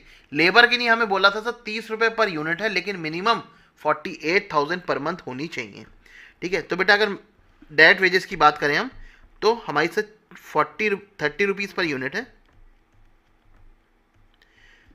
और हमारी कितनी यूनिट बनी है सर 4500, तो कितनी हो गई मिला के सर 30 इंटू 4500, 1,35,000 रुपये।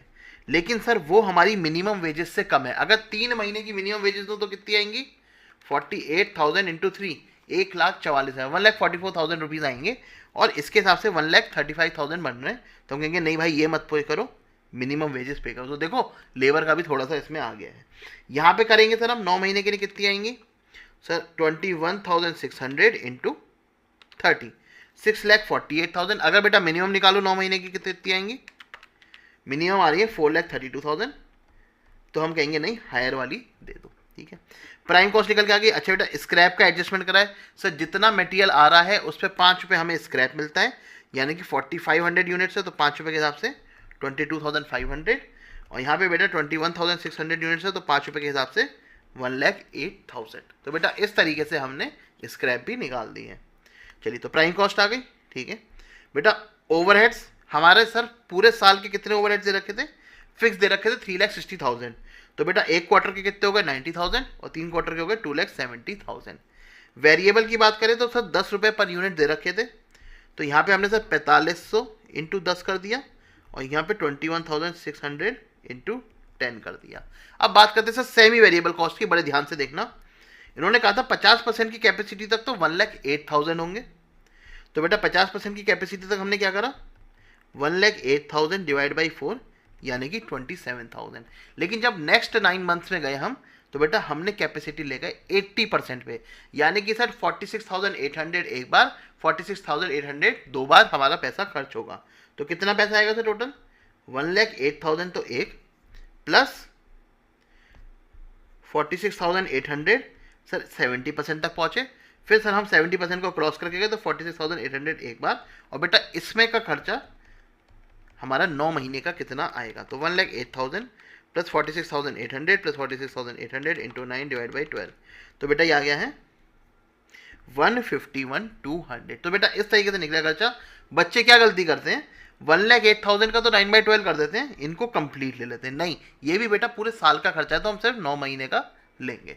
चलिए तो बेटा हमारे ये फैक्ट्री ओवरहेड आ गए, वर्क्स कॉस्ट निकल के आ गई। ठीक है, ऐड करें इन्होंने एडमिन ओवरहेड। एडमिन ओवरहेड के बारे में क्या करा था, ठीक है, एडमिन ओवरहेड दे रखे थे बेटा 5,08,400। इन्होंने सर एडमिन ओवरहेड जस्ट उन 5 आइटम के अंदर ले लिया है। इसका मतलब इन्होंने एज्यूम करा है, ये एज्यूम करा है कि ये प्रोडक्शन ओवरहेड है। ठीक है, आपने जनरल में लो प्रोडक्शन में लो, मुझे कोई दिक्कत नहीं है, लेकिन इन्होंने एज्यूम करा है सर ये प्रोडक्शन ओवरहेड है। दोनों ही आंसर ठीक रहेंगे।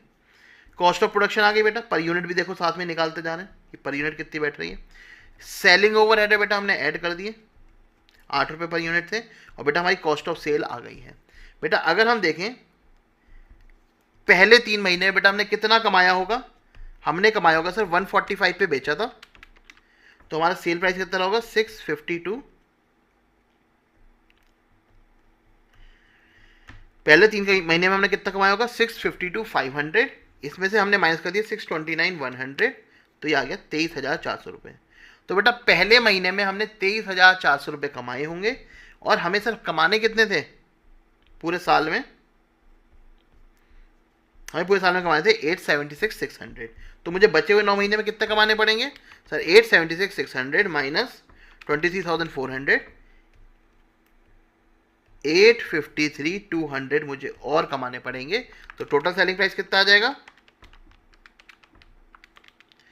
ये आ जाएगा सर 3456000 डिवाइड बाई 21,600, तो बेटा ये आ जाएगा 160 रुपये। यानी कि सर 160 रुपये बेचना पड़ेगा मुझे बचे हुए 9 महीने में अपना वो प्रॉफिट टारगेट अचीव करने के लिए। टीवी जो कह रहे थे मैं जनरल में मान लिया, बेटा कोई दिक्कत नहीं, आप जनरल में मान लो, आंसर आपका भी सेम आएगा, कोई दिक्कत वाली बात नहीं, अपनी अजम्पशन लिखाना। ठीक है जी, तो बेटा इस तरीके से आप देखेंगे हमने हवा में कुछ नहीं करा है, वर्किंग नोट्स बनाए, तो आपको भी वर्किंग नोट्स बनाने हैं या फिर उस टेबल के अंदर ही कंप्यूटेशन कर देना। मैं सजेस्ट करूंगा जैसे ये वाली चीज़ है, ये टेबल के अंदर मत करना, क्योंकि बहुत ज़्यादा खिचर पिचर हो जाएगी, आपका मैसी दिखेगा क्वेश्चन। तो कोशिश करना क्वेश्चन आपका एकदम क्लियर दिखे, वर्किंग नोट्स बाहर आ जाए। ठीक है जी, तो वर्किंग नोट्स हम ऐसे बाहर डाल देंगे। अब ये देखो नीचे इनकी अजम्पशन देखो, अल्टरनेटिवली सजेस्टेड आंसर है ये इंस्टीट्यूट का एक एग्जाम का।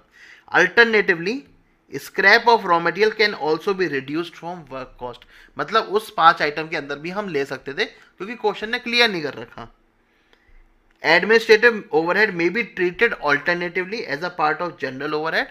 In that case, work cost as well as cost of production will be same and cost of sales will remain same. इन्होंने कहा अल्टरनेटिवली आप ट्रीट कर सकते हो, मतलब बेटा बीजू अगर आप इसे जनरल में मानाते तो आपको फुल मार्क्स मिलते, जो मैं आपको शुरुआत से कह रखा हूँ।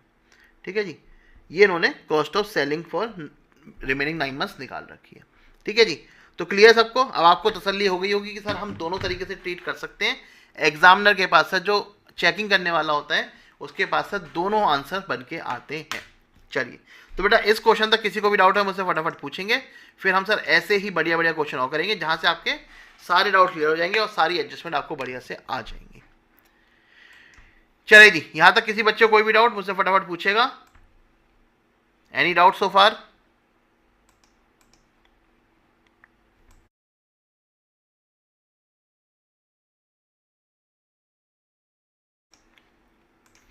चलिए जी, नेक्स्ट क्वेश्चन पे चलते हैं। Question number 4, XYZ is a manufacturing company has revealed following. अच्छा, एक चीज मुझे और बतानी है आपको, भूल गया मैं।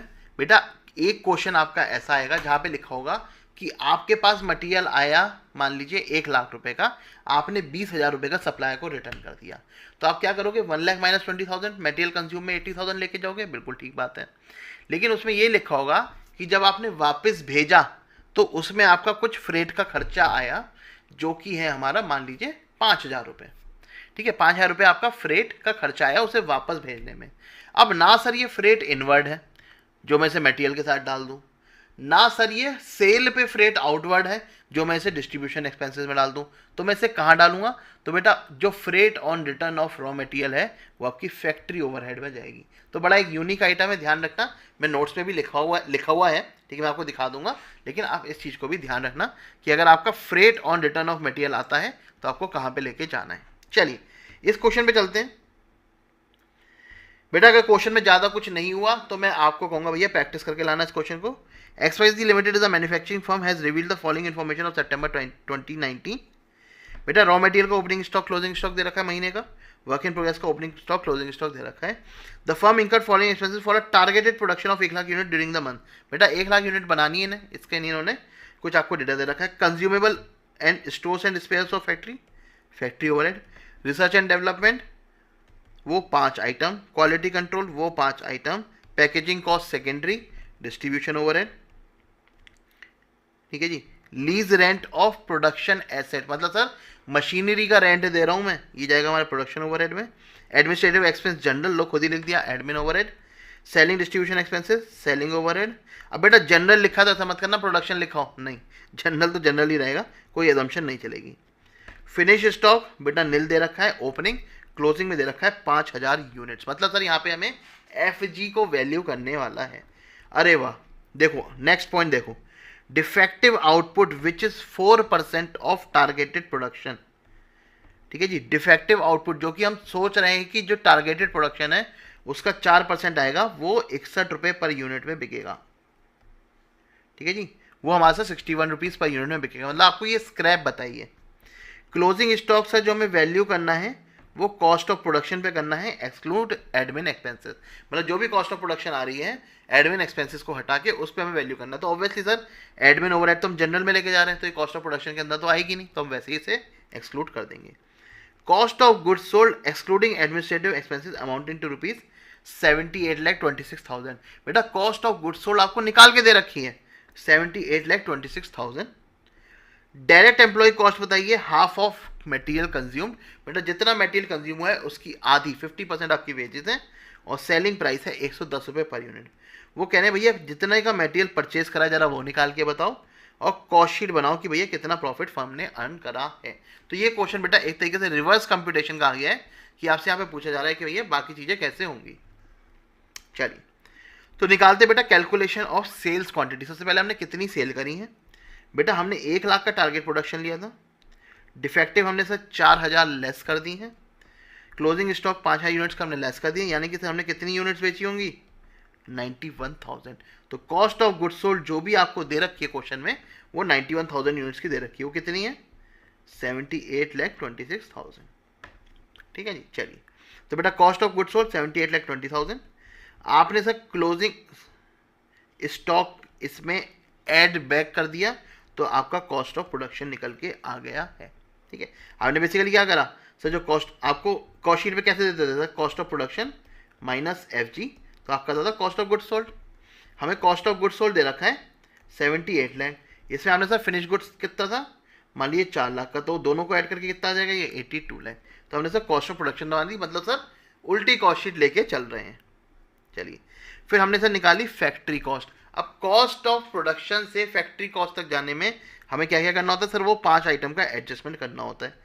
तो बेटा क्वालिटी कंट्रोल कॉस्ट घटा दी, रिसर्च एंड डेवलपमेंट घटा दी, जो हमारी सर स्क्रैप की रिकवरी है यानी कि 1 लाख का 4% इंटू 61, वो सब हमने सर एडजस्ट कर दिया, हमारी फैक्ट्री कॉस्ट आ चुकी है। रिवर्स कंप्यूटेशन कर रहे हैं। ठीक है जी, फैक्ट्री कॉस्ट आ गई। अब बेटा ग्रॉस फैक्ट्री कॉस्ट पे जाने के लिए क्या करते हैं सर, WIP का एडजस्टमेंट करते हैं, तो हमारी ग्रॉस फैक्ट्री कॉस्ट आ जाएगी। प्राइम कॉस्ट पे जाने क्या करेंगे सर, ग्रॉस फैक्ट्री कॉस्ट में अपने ओवरहेड और ऐड करेंगे तो हमारी प्राइम कॉस्ट निकल के आ जाएगी। तो बेटा हम कॉस्ट शीट को रिवर्स लेके चलते चलते प्राइम कॉस्ट पे पहुंच गए हैं। अब सर हमें रॉ मटेरियल कंज्यूम्ड और लेबर निकालनी है। हमें पता है सर रॉ मटेरियल कंज्यूम्ड अगर x है तो लेबर 0.5x है। ठीक है जी, इसको इज इक्वल टू रख दिया 78 लाख के, तो बेटा हमारा ये भी निकल के आ गया, लेबर कॉस्ट 26 लाख और मटेरियल 52 लाख। ठीक है जी, तो बेटा इस तरीके से हमारा सारी चीज़ें निकल के आ गई हैं। अब हम कॉस्ट शीट बना सकते हैं। अगर आप देखें ठीक है, हमने सर रॉ मटेरियल कितना परचेज करा है वो हमें बताना है। बेटा 52 लाख कंज्यूम हुआ है, क्लोजिंग स्टॉक हमने सर ऐड बैक कर दिया, ओपनिंग स्टॉक लेस कर दिया, हमारा परचेज आ गया। ये भी सर रिवर्स कंप्यूटेशन है, तो जो ऐड होता था वो लेस हो जाएगा, जो लेस होता था वो ऐड हो जाएगा।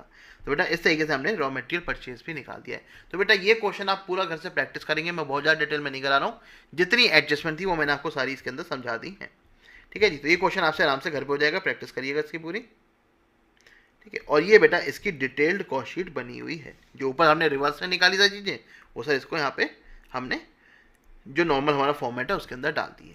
चलिए क्वेश्चन नंबर 5 पे चलते हैं। बेटा बहुत ही इंपॉर्टेंट क्वेश्चन है, आया हुआ भी है एग्जाम में, आ भी सकता है। अगर आ जाएगा और आपने नहीं करा होगा तो आप इसमें डेफिनेटली कुछ ना कुछ गलती करके आएंगे। तो समझते सर इस क्वेश्चन को, बहुत ही बढ़िया क्वेश्चन है। X limited manufactures 2 types of pen, super pen, normal pen. बेटा 2 तरीके के पेन बनाते हैं, एक का नाम है सुपर पेन, एक का नाम है नॉर्मल पेन। कॉस्ट डेटा दे रखा है बेटा आपको, डायरेक्ट मटेरियल दे रखे हैं 8 लाख रुपए के, डायरेक्ट वेजेस दे रखी 448, प्रोडक्शन ओवरहेड दे रखा 192, टोटल खर्चा हुआ है आपका 40,40,000। ये बेटा दोनों पेन का एक साथ मिला के दे रखा है, दोनों पेन का अलग अलग नहीं दे रखा है। Direct material cost in super pen was twice as much as direct material cost in normal pen. वो कह रहे हैं नॉर्मल पेन में जितना डायरेक्ट मटेरियल लगता है उससे दुगना लगता है सुपर पेन में। तो बच्चे क्या करते हैं सर, ये लिया 8 लाख को, इसको 2:1 में डिवाइड कर दिया। सर सुपर पेन में जाएगा 2 पोर्शन, ठीक है जी, और 1 पोर्शन जाएगा नॉर्मल पेन में। ठीक है, ऐसे ही करते हैं आप? नहीं सर, ऐसे नहीं करना, ये गलत हो जाएगा। क्यों गलत हो जाएगा? क्योंकि सर हमें ये भी तो देखना पड़ेगा ना, नंबर ऑफ यूनिट्स कितनी बनी है सुपर पेन और नॉर्मल पेन की।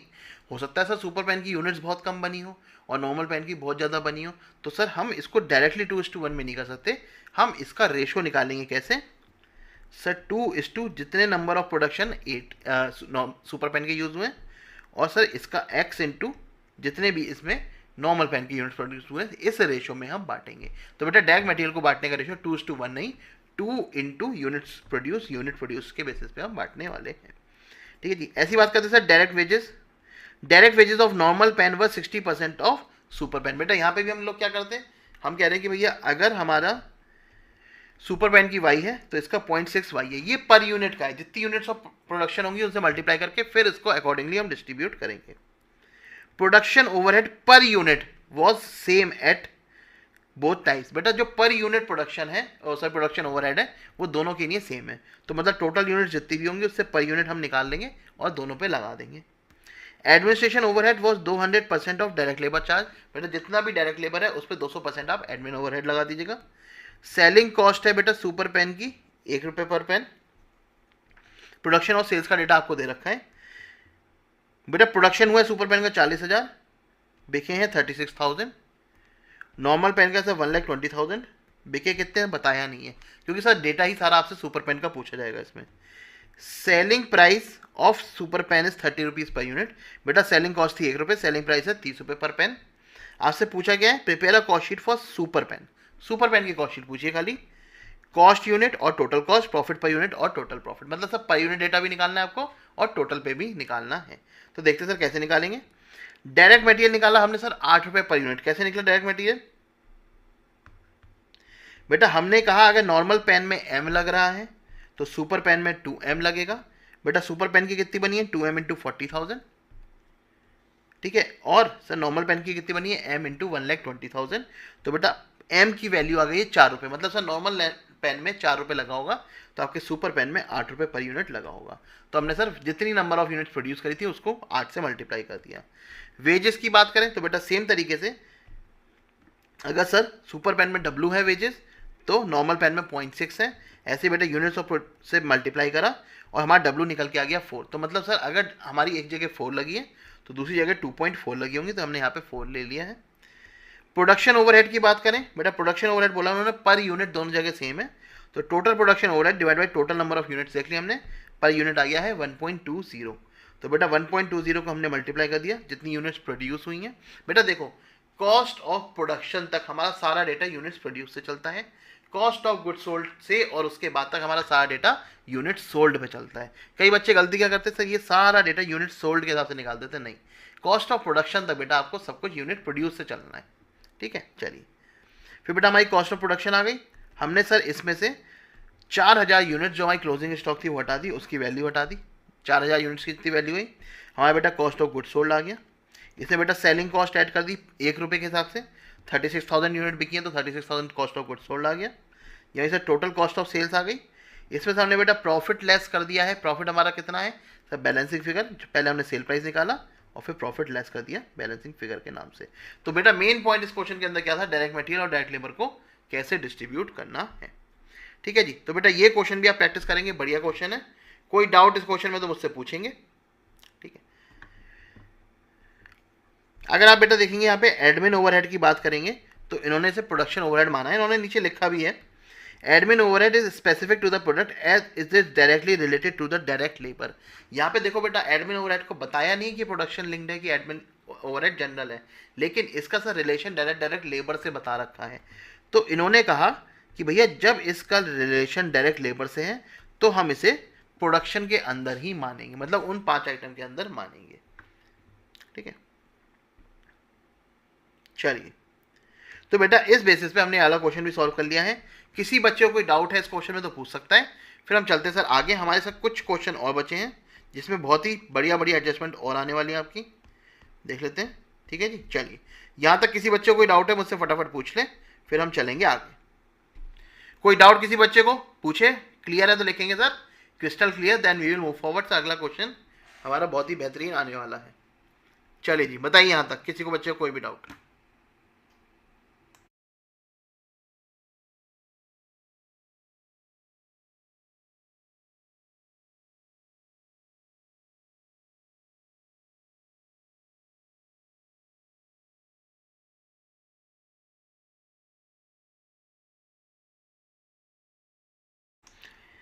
बताओ भाई बताओ, सबको क्रिस्टल क्लियर? चले आगे,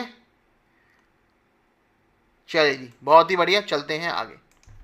नेक्स्ट क्वेश्चन की तरफ चलते हैं बेटा। क्या है? The following information is available from SN manufacturing limited books for the month of April 2023। क्या दे रखा है सर? Stock of finished goods opening दे रखा है, क्लोजिंग मिसिंग है, ठीक है। स्टॉक ऑफ रॉ मटेरियल हमें वैल्यू में दे रखा है, स्टॉक ऑफ WIP हमें ओपनिंग क्लोजिंग वैल्यू में दे रखा है। रॉ मटेरियल परचेज्ड है, वेजेस है, कैरेज इनवर्ड है। बेटा कैरेज इनवर्ड हमारी किस पे जाती है? रॉ मटेरियल के अंदर इंक्लूड होगी। सर डायरेक्ट वेजेस पेड है, हमारा डायरेक्ट वेजेस में जाएगा, इसको मैं डायरेक्ट मटेरियल लिख देता हूँ। Royalty paid for production sir direct expense हो गया। Purchase of special design moulds pattern estimated life 12 production cycle, ये हमारा किस में जाएगा सर? डायरेक्ट एक्सपेंस में। पावर फ्यूल फैक्ट्री का सर डायरेक्ट एक्सपेंस में। रिसर्च एंड डेवलपमेंट बेटा हमारे उन 5 आइटम के अंदर। प्राइमरी पैकेजिंग कॉस्ट बेटा ये हमारे उन 5 आइटम के अंदर। एडमिन ओवरहेड सर पता नहीं मुझे, मैं जनरल में मान लूंगा। Salary wages for supervision and foreman बेटा ये हमारे जाएंगे फैक्ट्री ओवरहेड में। Opening stock of finish goods is to be valued at 8.05 per unit. बेटा जो उन्होंने कहा है ओपनिंग स्टॉक है उसको आपको 8 रुपये 5 पैसे पे वैल्यू करना है। यानी कि कॉस्ट ऑफ प्रोडक्शन से जब आप कॉस्ट ऑफ गुड्स सोल्ड में आएंगे, उसमें opening stock of F G आप एडजस्ट करते हो, हाँ जी सर करते हैं, उसमें सर उसकी वैल्यू 8.05 लेनी है। During the month of April 1,52,000 units were produced, 1,52,600 units were sold. बेटा 1,52,000 बनाई गई और बेची 600 ज़्यादा है, यानी कि सर कुछ ओपनिंग स्टॉक तो आपका सारा बिकी गया होगा और सर हमारा 1,52,600 है। तो बेटा अगर मैं देखूँ मेरा ओपनिंग स्टॉक कितना था, सर ओपनिंग स्टॉक था 2,500, बनाई कितने मैंने 1,50,000, यानी कि मेरी लिए अवेलेबल फॉर सेल कितनी थी 1,52,500। लेस कर दी बेटा मैंने, सेल कितनी करी है सर, सेल करी है 1,52,000, सॉरी ये मैंने नहीं 1,52,000, तो ये हो गई 1,54,500। बेटा सेल कितनी करी है मैंने 1,52,600, तो मेरे पास क्लोजिंग एफजी में बचा होगा 1900 यूनिट्स। तो यहाँ पे मैं बता सकता हूँ ये 1900 है। ठीक है जी, चलिए इसके बाद क्या बोला है सर हमें, closing stock of finish good is to be valued at relevant main cost of production, the company follows the FIFO method. बेटा फीफो मेथड के हिसाब से आपको वैल्यू करना है। सेलिंग एंड डिस्ट्रीब्यूशन एक्सपेंसेस बेटा 20 पैसा पर यूनिट है, और वो कह रहे हैं कि एक प्रोडक्शन साइकिल 1 महीने की होती है। ये सर कहाँ पे रेलिवेंट होगा बेटा, यहाँ पे खर्च रेलिवेंट होगा कि जो आपका 1,53,000 खर्चा है ये 12 महीने का है। हम सर 1 महीने का डेटा बना रहे हैं तो इसे डिवाइड बाई 12 कर देंगे। ठीक है जी, चलिए देखते हैं बेटा इसका सॉल्यूशन क्या करा है। रॉ मटेरियल परचेज एड, इसमें हमने कर दी कैरेज, क्योंकि बेटा हमारा परचेज से रिलेटेड खर्चा है ये। ठीक है जी, इसमें बेटा हमने ऐड कर दिया ओपनिंग स्टॉक, लेस कर दिया क्लोजिंग, तो हमारा रॉ मटेरियल कंज्यूम निकल के आ गया है। बेटा डायरेक्ट वेजेस पेड इसमें हमने ऐड कर दी, रॉयल्टी हमने इसमें ऐड कर दी। अगर आप देखोगे जो स्पेशल डिज़ाइन मोल्ड है उसको हमने 1 महीने का ऐड करा है, क्योंकि वो 12 महीने की कॉस्ट थी पूरी। ठीक है, पावर फ्यूल बेटा हमने इसको, मैंने क्या कहा था, अगर पावर फ्यूल साइलेंट है, यहाँ तो देखो फैक्ट्री लिखा हुआ भी था, अगर नहीं भी लिखा होता तो भी आप इसे डायरेक्ट एक्सपेंसेस में मान के चलते हैं। फिर बेटा हमने जो फैक्ट्री ओवरहेड थे, खाली सुपरविजन और फोरमैन की सैलरी थी, वो यहाँ पे ऐड कर दिया है। हमारी ग्रॉस वर्क्स कॉस्ट आ गई, इसमें आपने WIP एडजस्ट करी, हमारी नेट वर्क्स कॉस्ट आ चुकी है। इसमें बेटा आपने वो 5 आइटम ऐड, जो भी 5 आइटम में से 2 आइटम दे रखे थे वो ऐड कर दिए, आपकी कॉस्ट ऑफ प्रोडक्शन आ गई। बेटा ओपनिंग स्टॉक आपका 2,500 यूनिट्स है, तो इसको आपने 8.05 पे वैल्यू कर दिया है। इन्होंने कहा था क्लोजिंग स्टॉक, पहली बात तो 1900 यूनिट्स हमने निकाल लिया। ठीक है, अब ये 1900 यूनिट्स किस पे वैल्यू होनी है सर, फीफो पे होनी है। मतलब सर जो ये 2,500 यूनिट थी ये तो बिक चुकी होंगी, तो सर जो ये यूनिट थी 1,52,000 की वैल्यू थी। ठीक है सर, इसके बराबर ही इसकी वैल्यू आएगी। तो अगर मैं यहाँ पे पर यूनिट वैल्यू निकालूँ कितनी आ रही है 1243,400 डिवाइड बाई 1,52,000, ये आ रही है बेटा 8.18। ठीक है जी, तो 8.18 पे मैं अपनी क्लोजिंग FGB वैल्यू कर दूंगा। हाँ जी, 15,542 यहाँ पे आ रहा है। कॉस्ट ऑफ गुड्स सोल्ड आ गया। एडमिन एक्सपेंसेस देखो बेटा कुछ नहीं दे रखा था तो मैंने जनरल मान ली, तो बाद में ऐड करे हैं। सेलिंग एंड डिस्ट्रीब्यूशन सर जितनी मैंने बेची हैं 152,600। ठीक है जी, जितनी मैंने बेची हैं सर उस पर 20 पैसे हमें दे रखा था, वो हमने ऐड कर दिया। कॉस्ट ऑफ सेल्स आ गया। बेटा प्रॉफिट हमें बोला गया था 20% ऑन सेल, तो उसमें बोल सकता हूँ 25% ऑन कॉस्ट ऑफ सेल। बेटा हमारा निकल के आ गया है सेल्स वैल्यू, और सेलिंग प्राइस पर यूनिट कितना है हमारा 10.86। तो बेटा इस तरीके से ये वाला क्वेश्चन सॉल्व हो गया। यहाँ पे सर हमने FG की वैल्यू निकालना भी सीख लिया है। चलिए जी, अब देखो बेटा यहाँ पे क्या दे रखा है, may be taken as part of factory works cost. मतलब ये कह रहे हैं पावर एंड फ्यूल को आप वर्क्स कॉस्ट के अंदर भी ले सकते थे, उससे हमारी टोटल फैक्ट्री कॉस्ट अनचेंज रहेगी। ठीक है, उससे हमारी टोटल फैक्ट्री कॉस्ट अनचेंज रहेगी। तो मैंने आपको बताया था ना पावर एंड फ्यूल आपको लेना डायरेक्ट एक्सपेंस में, लेकिन देखो इंस्टीट्यूट ने ऑल्टरनेटिवली बता रखा है कि आप इसे फैक्ट्री ओवरहेड में ले सकते थे। ठीक है,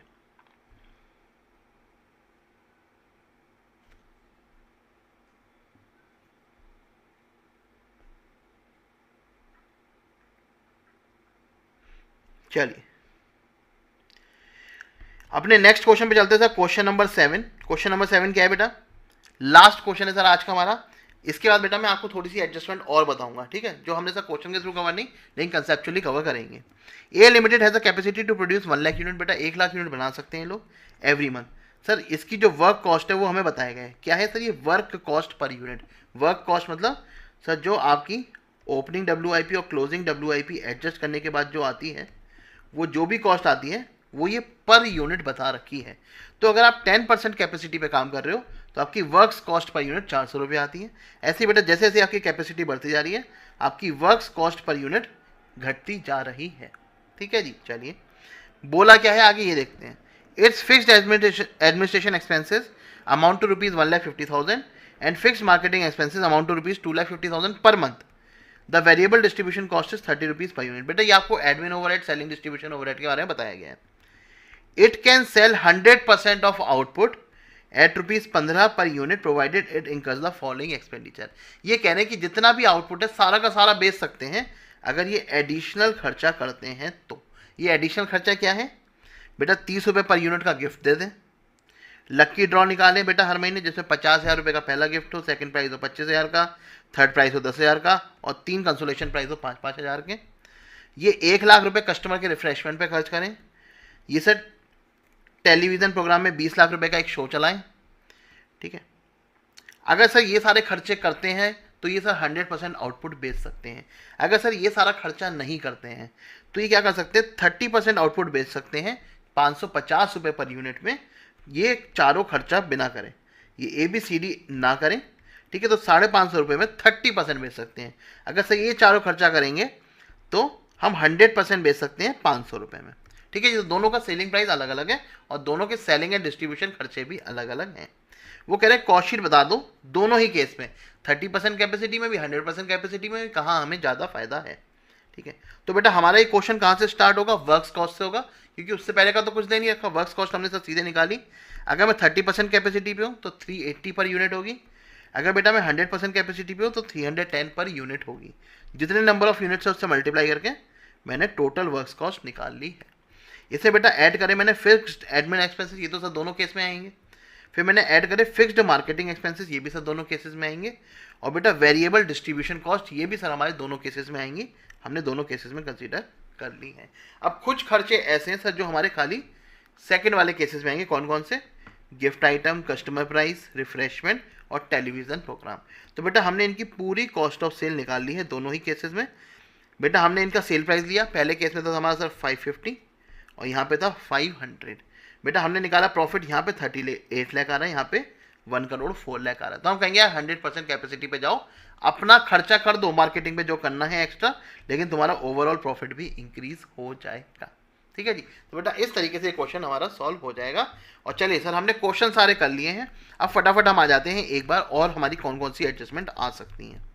let's look into the googly. चलिए सबसे पहले sir normal versus abnormal loss gain. बेटा कई बार आपको दे रखा हो क्वेश्चन में कि नॉर्मल लॉस हो गया, आपने यूनिट्स परचेज करी थी 50,000, रास्ते में आते आते 10% का नॉर्मल लॉस हो गया। ठीक है, तो सर जो आपको रॉ मटेरियल कंज्यूम्ड निकालना है, जो रॉ मटेरियल कंज्यूम निकालोगे उसमें आप यूनिट्स तो लेस कर दोगे। मान लीजिए आपने 50,000 खरीदी थी 5 लाख रुपए में। ठीक है, आपको बोला सर 10% नॉर्मल लॉस हो जाता सामान आते आते। तो बेटा जो आपका रॉ मटेरियल कंज्यूम्ड है उसमें आप यूनिट्स में लिखोगे 45,000, लेकिन अमाउंट में 5 लाख ही रहेगा। ठीक है, अमाउंट लेस नहीं होगा क्योंकि सर हम नॉर्मल जो लॉस होता है वो कस्टमर को पास ऑन करते हैं।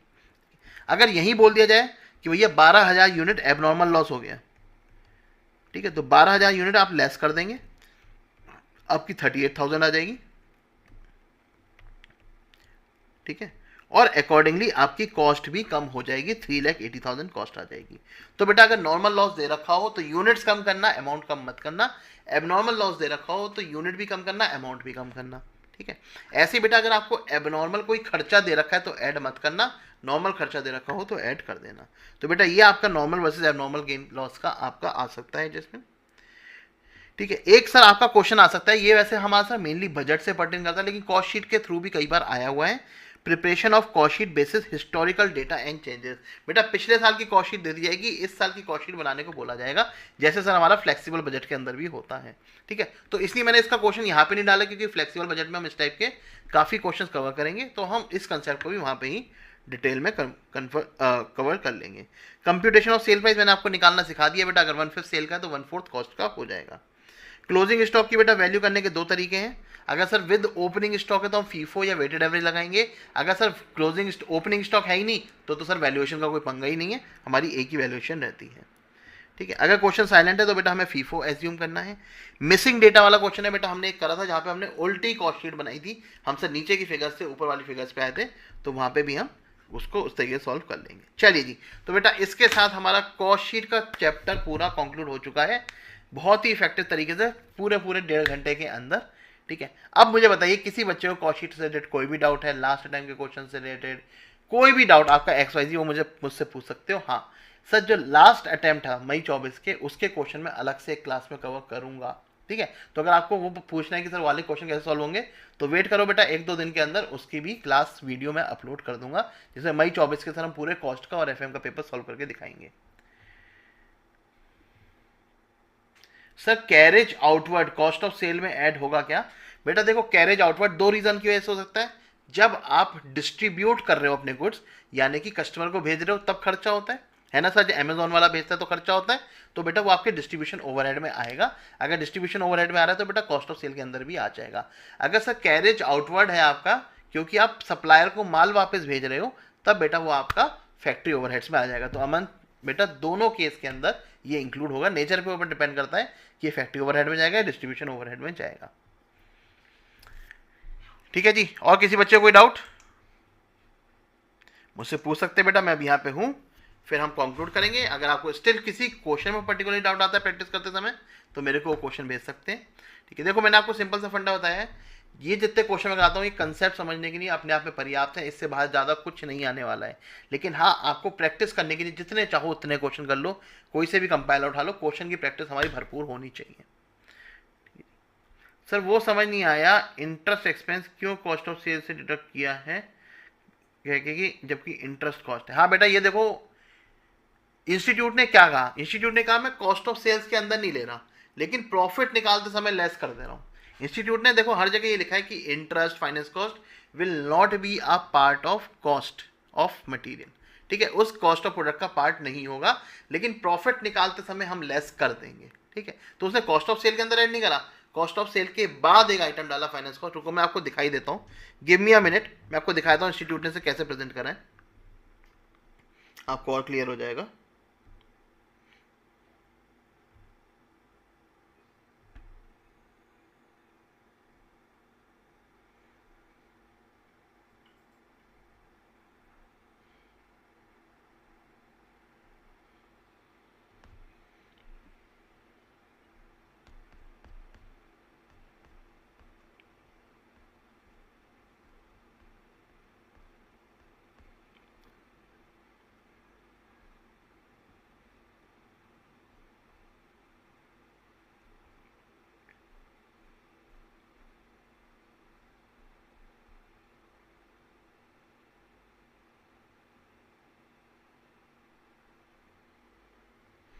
ठीक है, अच्छा आपको स्क्रीन नहीं दिख रही होगी।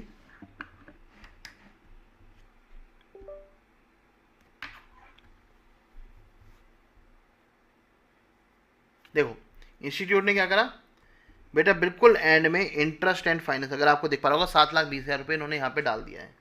ठीक है जी, बिल्कुल एंड में, तो इन लोगों ने इंक्लूड करा है। मैं बता रहा हूँ इंस्टीट्यूट अपना स्टैंड बार बार इसमें बदलता है, कभी हटा देता है कभी डाल देता है, तो अभी तो आप फिलहाल लेटेस्ट के हिसाब से चले जाना कि आपको क्या करना है इसमें अंदर। ठीक है, तो लेटेस्ट में सर उन्होंने नहीं कहा कि एंड में जाके ऐड कर दिया, तो आप भी ऐड कर देना। ठीक है बेटा सचिन, इसमें मैं देखो कंसेप्चुअली ये करना गलत है, जब आप हर जगह लिख रहे हो कि भाई इसका पार्ट नहीं होना चाहिए, नहीं होना चाहिए, नहीं होना चाहिए, फिर भी आप ऐड कर रहे हो। ठीक है, but this is what they did. ठीक है, वैसे मुझे लगता नहीं इस बार ये पॉइंट ये डालने वाले, क्योंकि पिछली बार ऑलरेडी पिछले अटेम्प्ट में ये वाला पॉइंट आ चुका है। चलिए जी, और बताइए किसी बच्चे को कोई और डाउट?